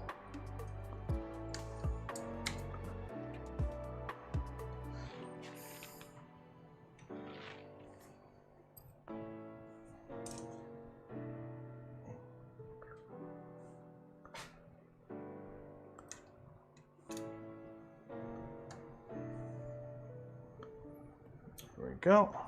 Line the back first. Why would I align the back first? I have no reference in the back. I've got an alignment jig for the front. I've got nothing for the back. Like, I legit have nothing for the back when it comes to alignment at all. I've got no reference at all for the back. The only thing I have is the front, because I have this alignment jig.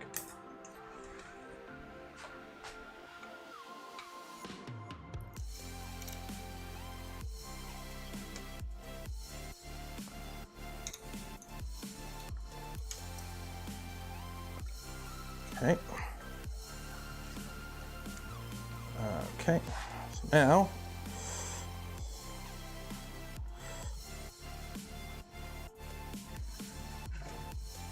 ooh, okay, yeah, that's binding.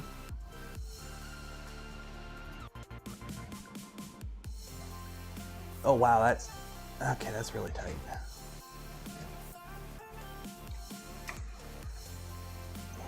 Or maybe that's just me rubbing on it.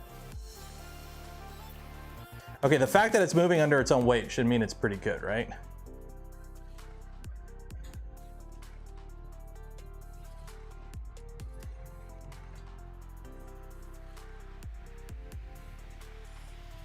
I think we're okay.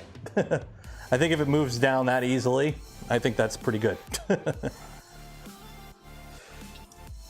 I don't know about you, but it seems like it's kind of good.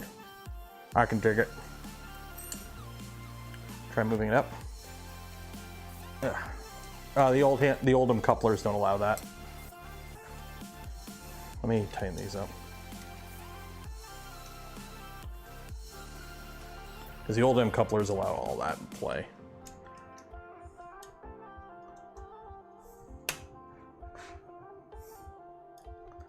Okay, tighten this up.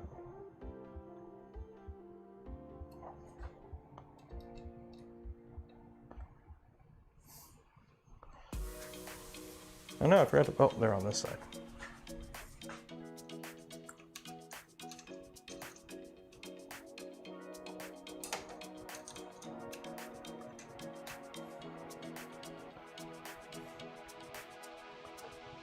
Okay.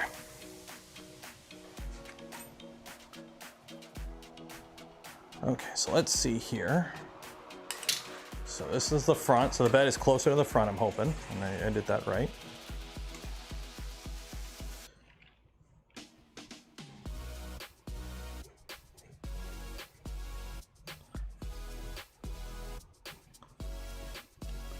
I'm not even on the gears, I'm just like the belt's smooth on smooth, it's just friction.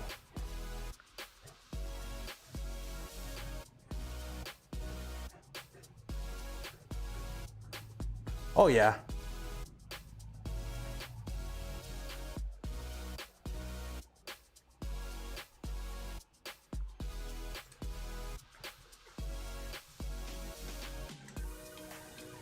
Yeah, we're good.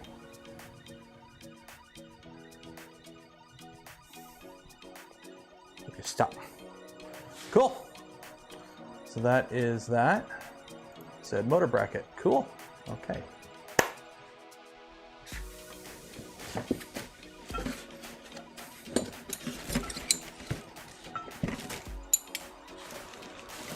Why do I still have some 2020 extrusions? Oh, okay.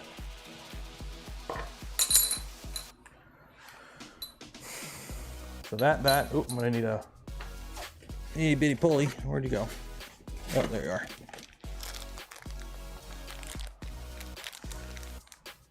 Tighten everything up. Those are for the top hat. Ah, okay. These are all tight. These are all tight.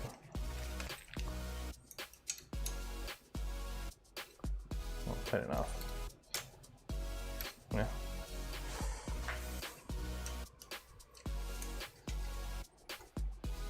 Yeah. That's all tight at the bottom. Okay. Made that. M410s and M310s. Okay, cool. So put that on.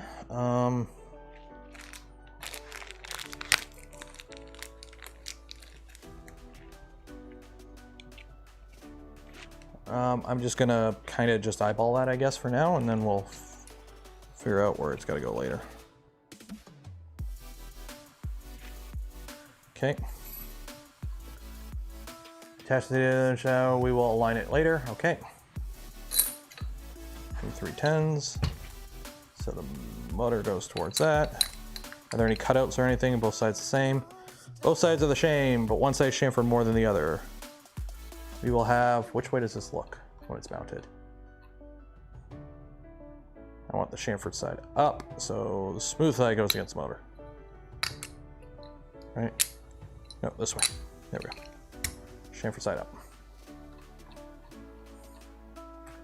Okay, so we attach that with M310s.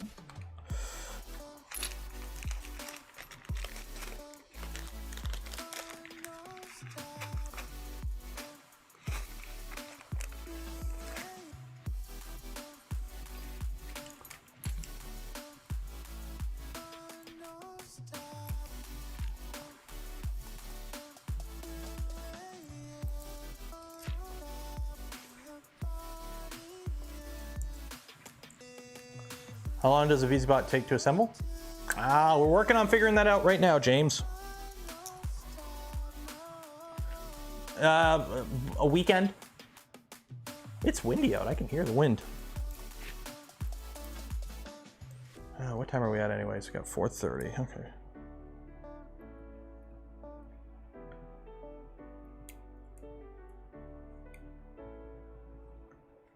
Remember building it with a 3D model? Back in my day! Okay, so okay.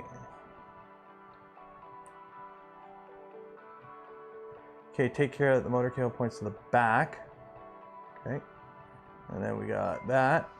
M410s, M14 nuts. And that attaches to the plate, and then that attaches on like that. So this will be like that. Okay. So M410s. Which we're going with button heads because we got, or socket heads, because we got no more button heads.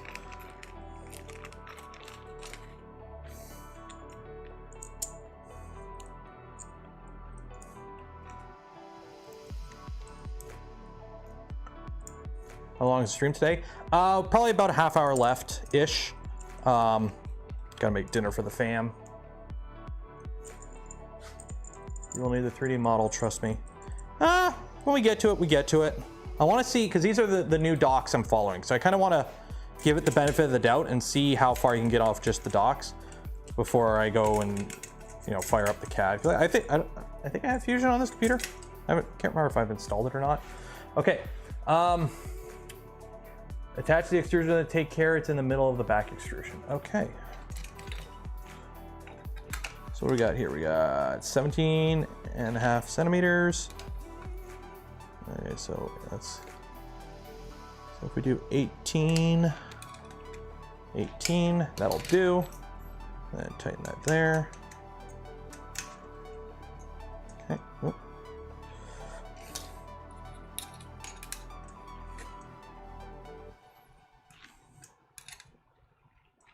There we go.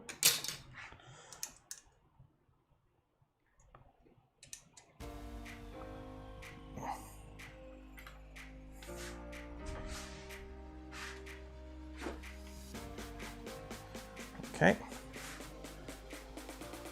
And two more M410s.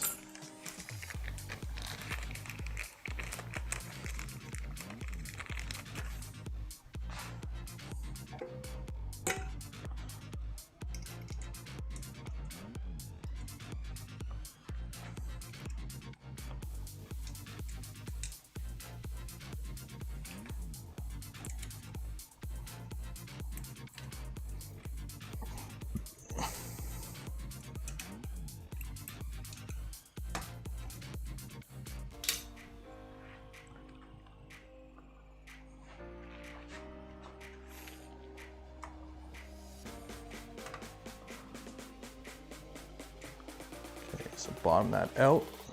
Okay.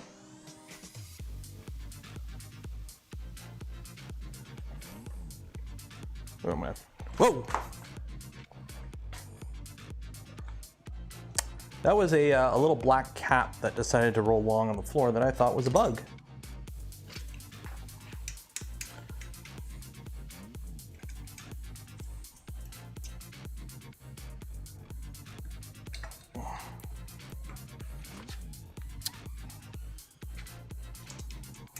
There we go.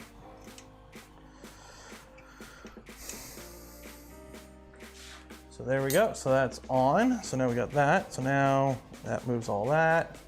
Okay, put the assembly plate with the M4, screw tightly. Put the Z screw and tighten the belt pulley by pulling the motor. Okay, loose the belt screw, align the belt horizontal screw through the flat motor after all. Okay, cool. So that's down all the way. Slide that back. Tighten these. And now I'm gonna flip it on its side just for alignment. Don't like the Z design? It's fine. The Z design's fine. There's nothing wrong with the Z setup like this. I had pretty much a similar setup on my V1.5 back in 2018. It works.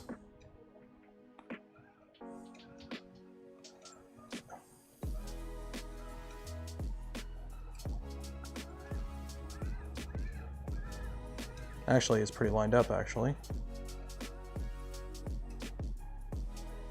I can move that up a bit, actually.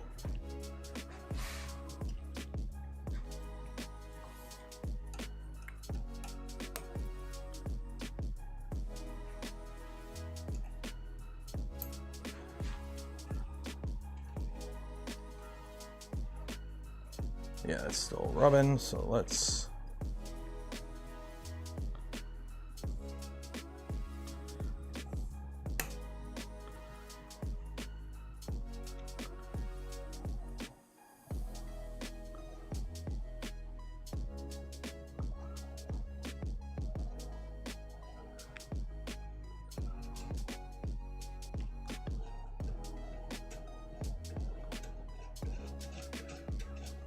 there's like a little. I'm gonna move these.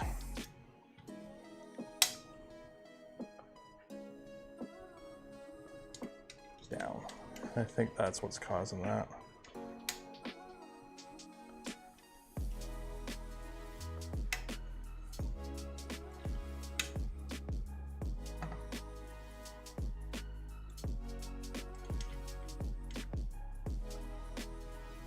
Think about the breakout boards on the Voron not using a chain.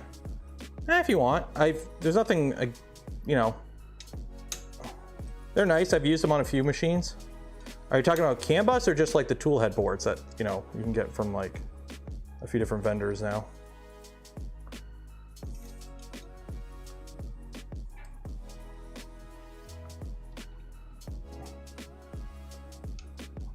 Push that to the bottom.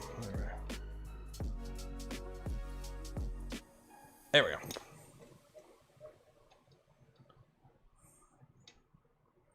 Okay.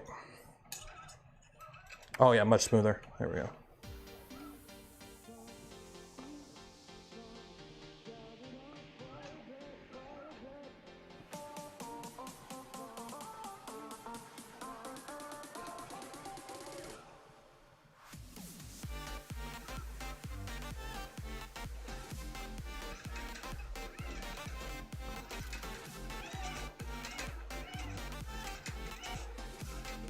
There's a tight spot right here.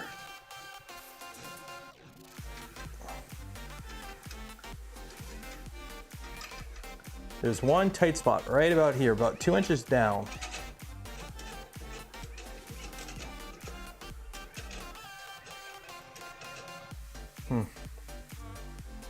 I just realized this this D shaft is double locked.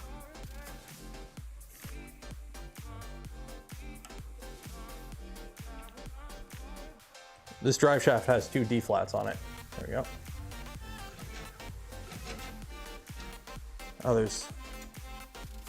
Oh, the belt's got some fraying on it.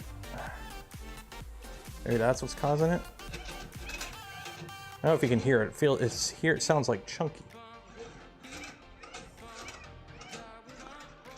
I don't know, maybe because it's on its side too. Okay, it wasn't doing that when it was vertical.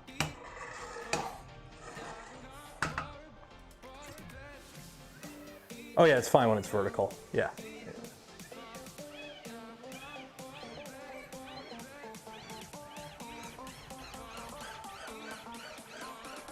There we go. Easy peasy. Okay.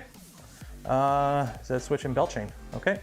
So that attaches there, and that. Okay, did I print that part? Z switch.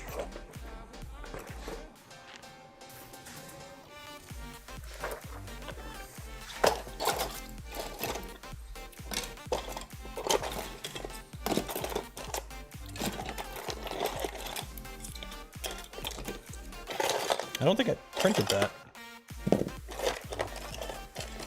Yeah, I don't think I printed that piece. This part, I don't remember seeing this. What about that other one? Yeah, I don't think I printed either of those. Shoot, okay, I'm gonna have to print those. No biggie. Okay. Let's put the bed together. Let's get the bed assembly put together and we'll call it there.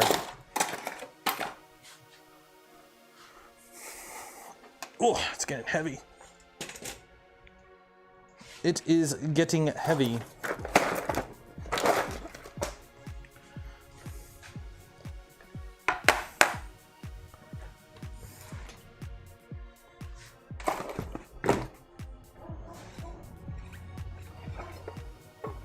Okay, I'm assuming this is the front and this is the bottom because there's countersinks here for the tie down. So I think I got mail.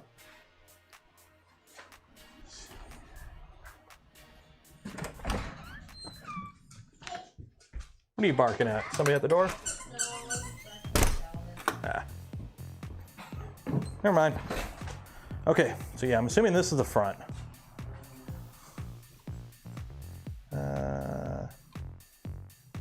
Bed assembly. So this is just, yeah.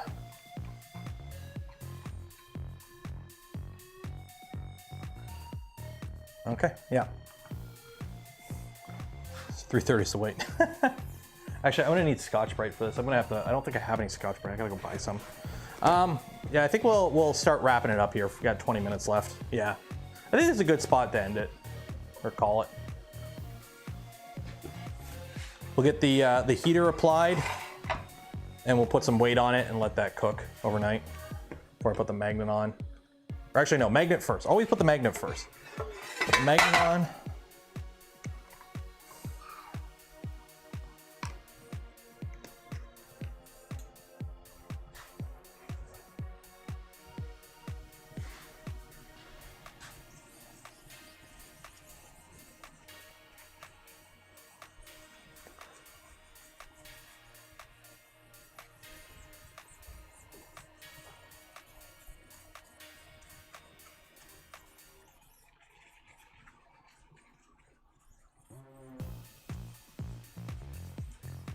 Go. It's a large bed. That's what she said.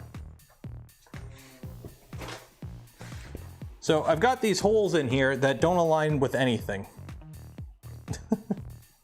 So that's good to know.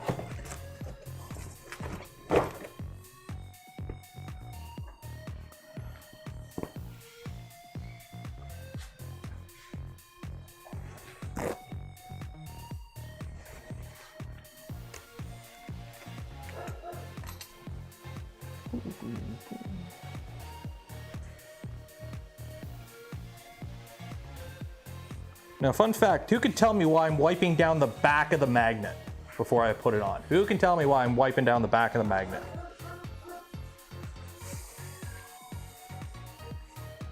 Why would I wipe down the back of the magnet?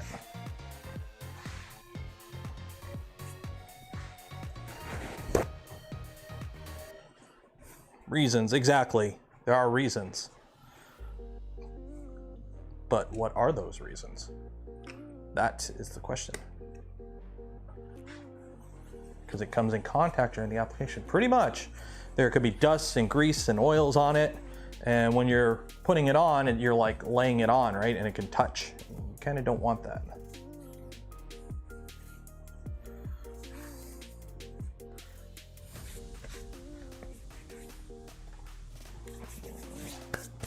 Now I would put some clean gloves on, but I don't have any clean gloves out here. So don't do what, you know, do what I say, don't do what I do.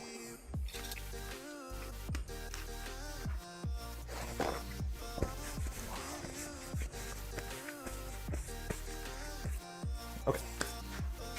So, oh, missed the spot.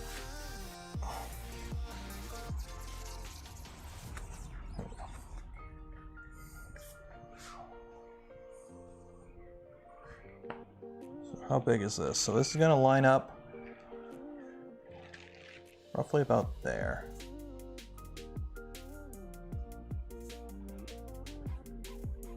This is a big magnet, but it doesn't cover the whole thing, which I kind of don't like. I wish it would cover the whole thing so you would have overhang. You want overhang so that way you could trim it to size, right?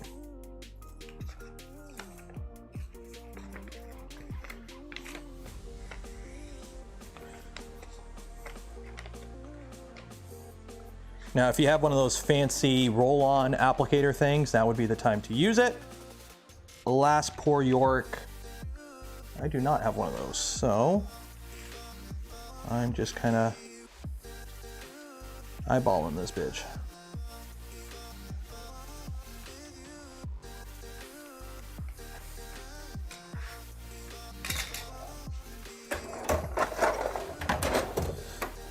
I'm realizing I don't have my nice big flat squeegee that I don't usually use for this kind of stuff. So, this will work.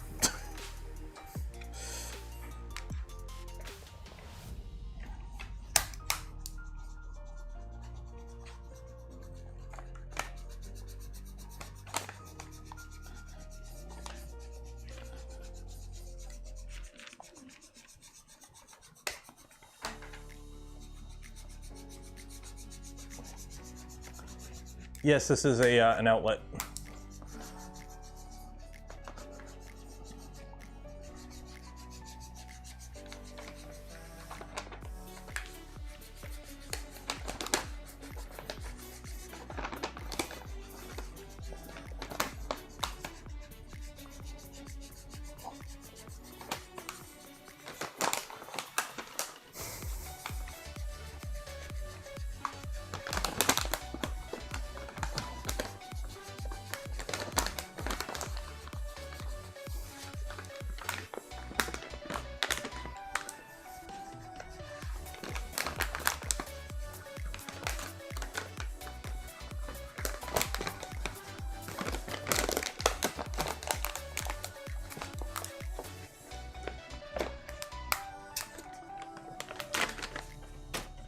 This actually works pretty good.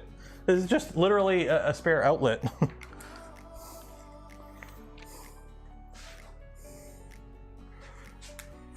Stream elements bot running.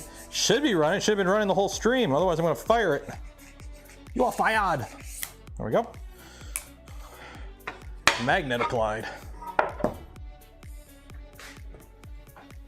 Now again, it has holes, but the holes don't do anything. So. Okay.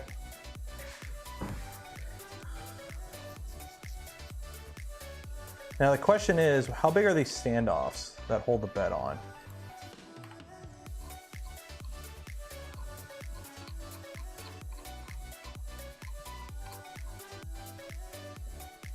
I'm just hoping I got enough clearance. What are those, springs or springs? Okay, so obviously just kind of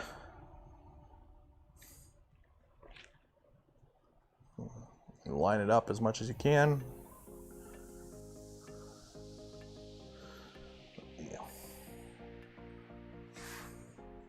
Is there enough clearance? I'm hoping there are.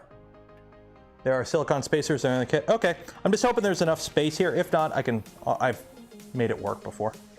There should be, I'm assuming so, it's a kit.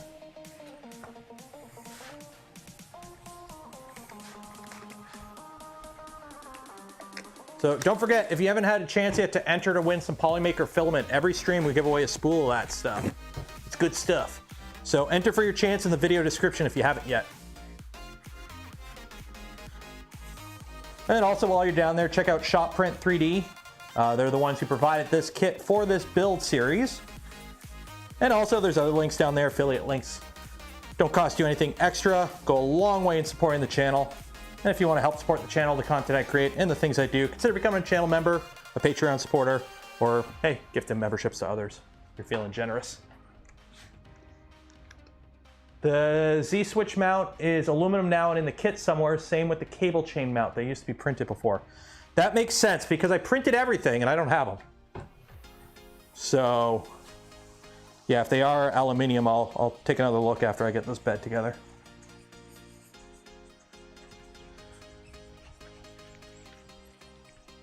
But basically I want to get this together so I can put some weight on it and leave it in the garage for a couple days. Just like all the weight sitting down on it to make sure it's all nice and adhered together. I'll go get some RTV gasket either tomorrow or something so I can really stick this down.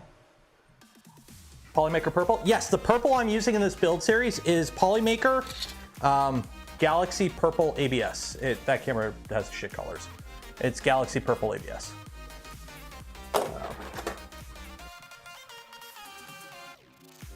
And everything was printed on a Prusa Mark IV. And I actually tried the alpha firmware, like the release candidate for the alpha firmware the other day, or I put that on yesterday with the new profiles, and this was the first thing I printed on it, and that came out pretty damn good. Focus. There you go. There's the bottom layer. I did print it with a brim, so ignore the outer edge, but not too shabby. Oh yeah, wipe the back. This one wasn't as grimy as the other one. Okay.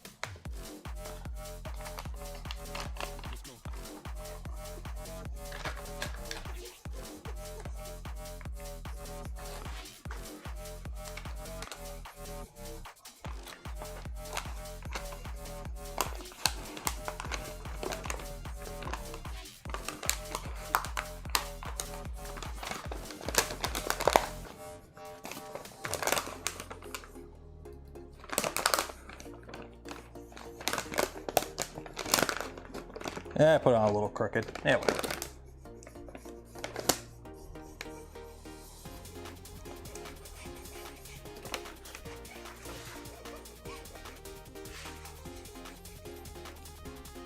Good enough. I will go around and RTV it all down.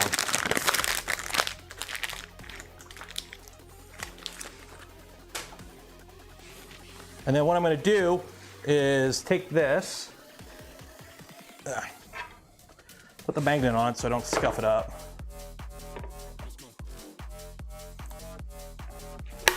It's a big magnet, doesn't it? Okay, that part I don't like. The magnet and the PI should be bigger than the bed. There should always be overlap.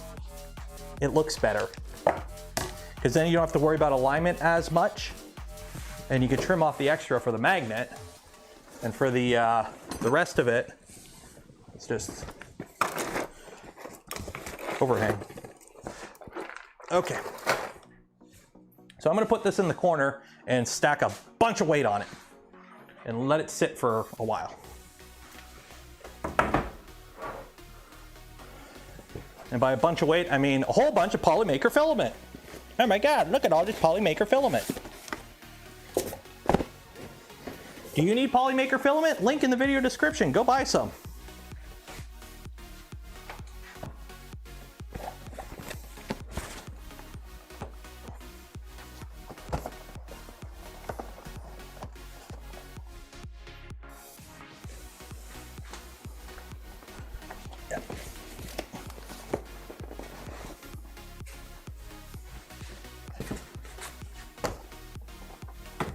Oh, that's not.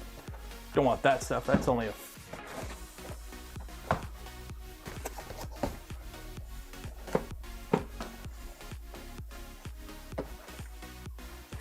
And then we take the box of parts and we put that on top. More weight. There we go. More weight. What enclosure did I use? For the Mark IV? Two. One, a bunch of cardboard in a cardboard box and a garbage bag. And then I was actually yesterday, I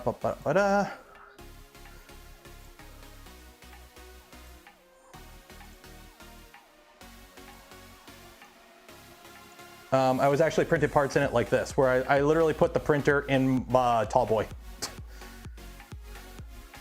Oh, for RTV. For those wondering what RTV is, it's high temperature gasket silicone. So you run a bead of it, a nice big thick bead around the outside of your bed. That way, if the adhesive fails, there's still, it's rated for a higher temperature than the adhesive that holds your bed on traditionally, or the heater on traditionally. So that way, if the adhesive that comes with your heater fails, the heater won't fall off the bed. You'll still have the RTV holding it on, essentially.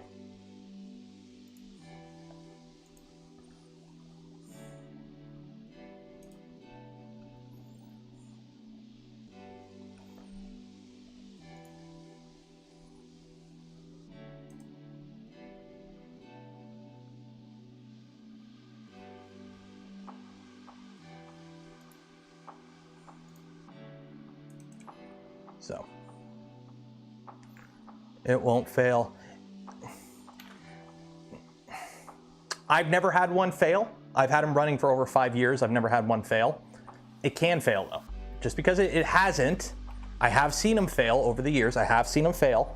It doesn't happen often, and they can fail. What can also happen is if you don't have your thing set up or you have a thermal runaway, it'll overheat and melt off the filament if you don't have proper safety precautions. It's one of those things that you really should, you know, it's a high temperature bed. It can get hot enough to ignite stuff. You really don't want it falling down on like that pile of filament that you have built up underneath your printer. So, is it okay to use heat shrink with solder in it to split fan wires? Yeah. Oh yeah, that's fine. I've done that. I've done that on several builds. I did that on the Rook. So, yeah, the chances are low, but never zero. Exactly. Okay, so we got like 5 minutes here. So if you haven't entered for your chance to win some Polymaker filament, link for that in the video description. Go enter, because we're going to do the giveaway at 5 o'clock, and then we'll wrap up the stream.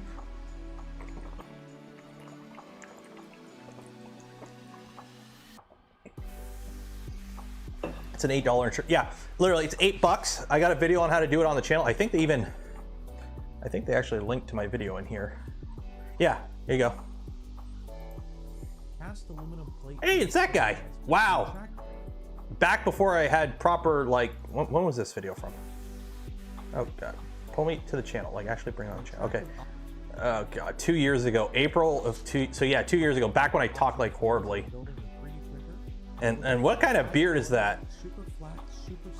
So yeah, so that's it. You put your magnet on, you put that on, and then there's the RTV. You just kind of you use blue tape to mask it off. To help mask off the outside of the bed so that we don't make too much of a mess. And you just kind of splooge it everywhere. And then you just peel off the masking tape while it's still wet and you get a nice clean bead. Yeah, you don't have to get your Bob Ross on. Just slather it on and it'll hold. So yeah, that's a old video. And look at, oh God, I was even going bald back then too. Yeah, the untwisted apron, the switch wire before I rebuilt it. Or no, there's the switch wire. So what is it? Oh, that's an ender. Oh God, an ender. This is before we built the toasty. Yeah, this is a while ago. Ugh. That was back before I had my current like stage presence. Like I used to talk like, so we'd be, okay, so we're gonna build this like this, and then this is how you do it. And now it's just, you know, I talk louder. I use my outdoor voice. So.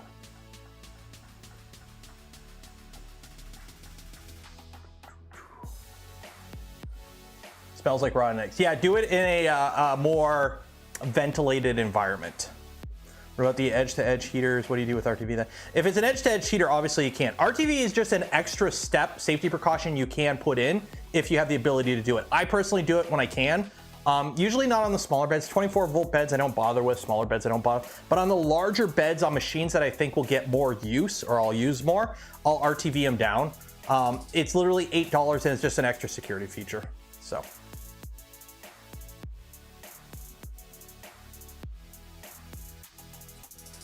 Okay, so what's going on? So has Bambu acknowledged their security fail yet?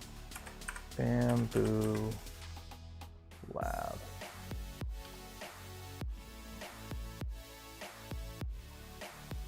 No, but they, okay, so August 12th, okay, today's the 15th. So where's their new? Dear customers, public beta for, okay, that's a public beta. Okay, so they still haven't mentioned anything about their massive security fail they had today. Okay, that's good to know. On their Facebook group. That's not public. That don't mean shit. But make it public. Put it on your actual web page. Put it on, you know.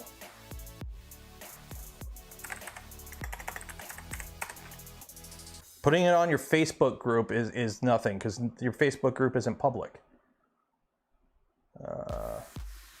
Company blog. Do you have anything on here? No, nothing on your blog. Nope. What happened? Oh, Bambu had a big security failing with their network, and basically they restarted their server or something. I don't know the exact thing. I don't know if they've said exactly what it is because I can't see because apparently it's on their Facebook page, and I don't have Facebook.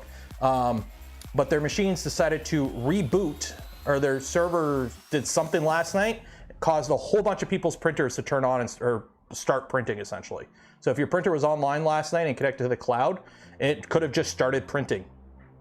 So if anyone has like their actual response, can you like link it to me in the Discord so I can see it? But yeah.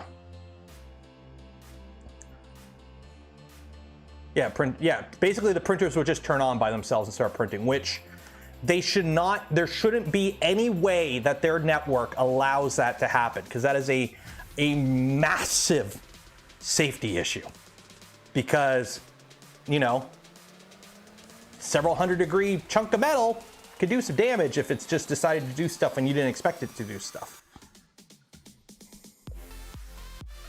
Underneath the bed heater, you could do that. I personally don't bother on most of my machines, so.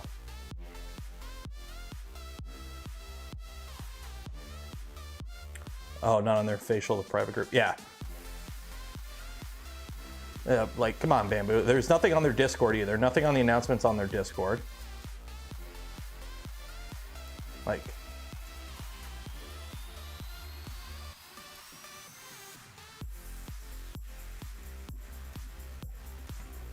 sincerely apologize for the ongoing disruption in cloud service caused inconvenience. We want to ensure that our team is fully engaged. Okay, you don't even tell anyone what it is. You don't tell anyone how you resolve it. Like, oh God. Like, fucking horrible PR. Like, seriously, that's a... If people cared as much as they should, there would be massive outrage over this kind of issue, but nobody cares, obviously. The Discord is pretty much every Bambu community is toxic. From everyone I've spoken to, even people that aren't on like Bambu's bad side, their community is horrible to deal with. They're ex-DJI, what PR team? Exactly. Well, how ex-DJI are they really? Let's put it that way. Also, this is for sale in town. I think I know the guy who's selling it. I worked at the shop with him. It's a clapped out Bridgeport. It's on wheels. It's very clapped out. I want it. I don't have the budget for it though, unfortunately. And also, I don't have room for it and I don't have 3-phase power. Like, it would take up this entire corner right here. And I don't have 3-phase power. Do it anyway. I can't as much. Also, if it's the Bridgeport that I think it is, it's very clapped out. It's very clapped out. It's VFDs. I know VFDs exist. I know. I don't have that kind of money. I know 3-player. What did LTT do? Go watch Gamer Nexus's video on it. It explains it a lot better than I can do. But TLDR, not good.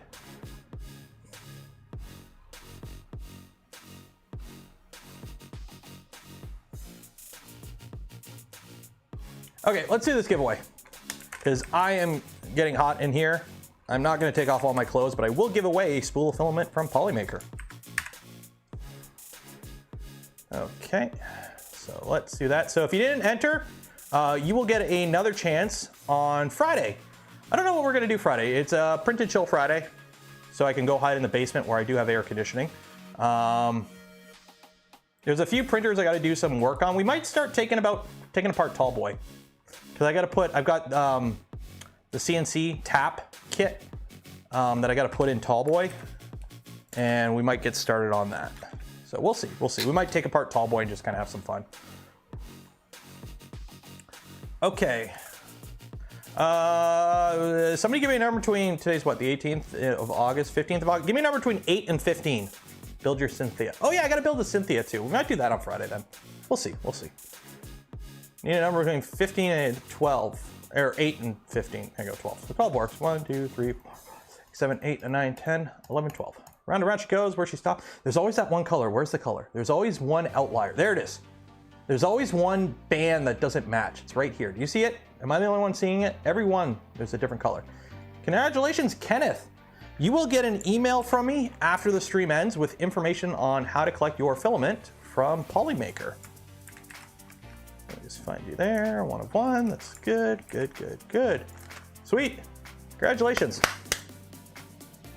Give away a gift card. Sweet. Oh yeah, that's.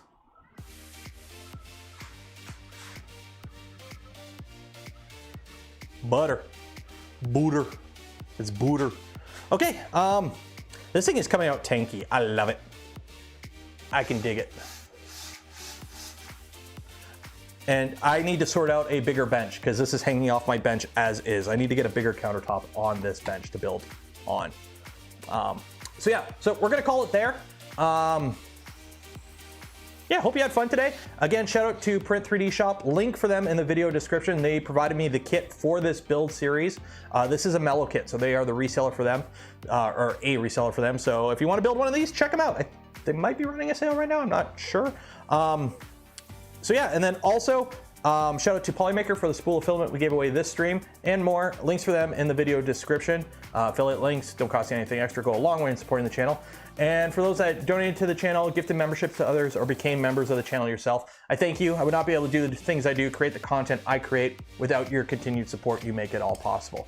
So it is Tuesday, so enjoy the rest of your week. Be safe out there, wash your hands, and I will see you on Friday. And also, if you have a Bambu Lab machine, take that shit off your network. It's a security issue. Bye!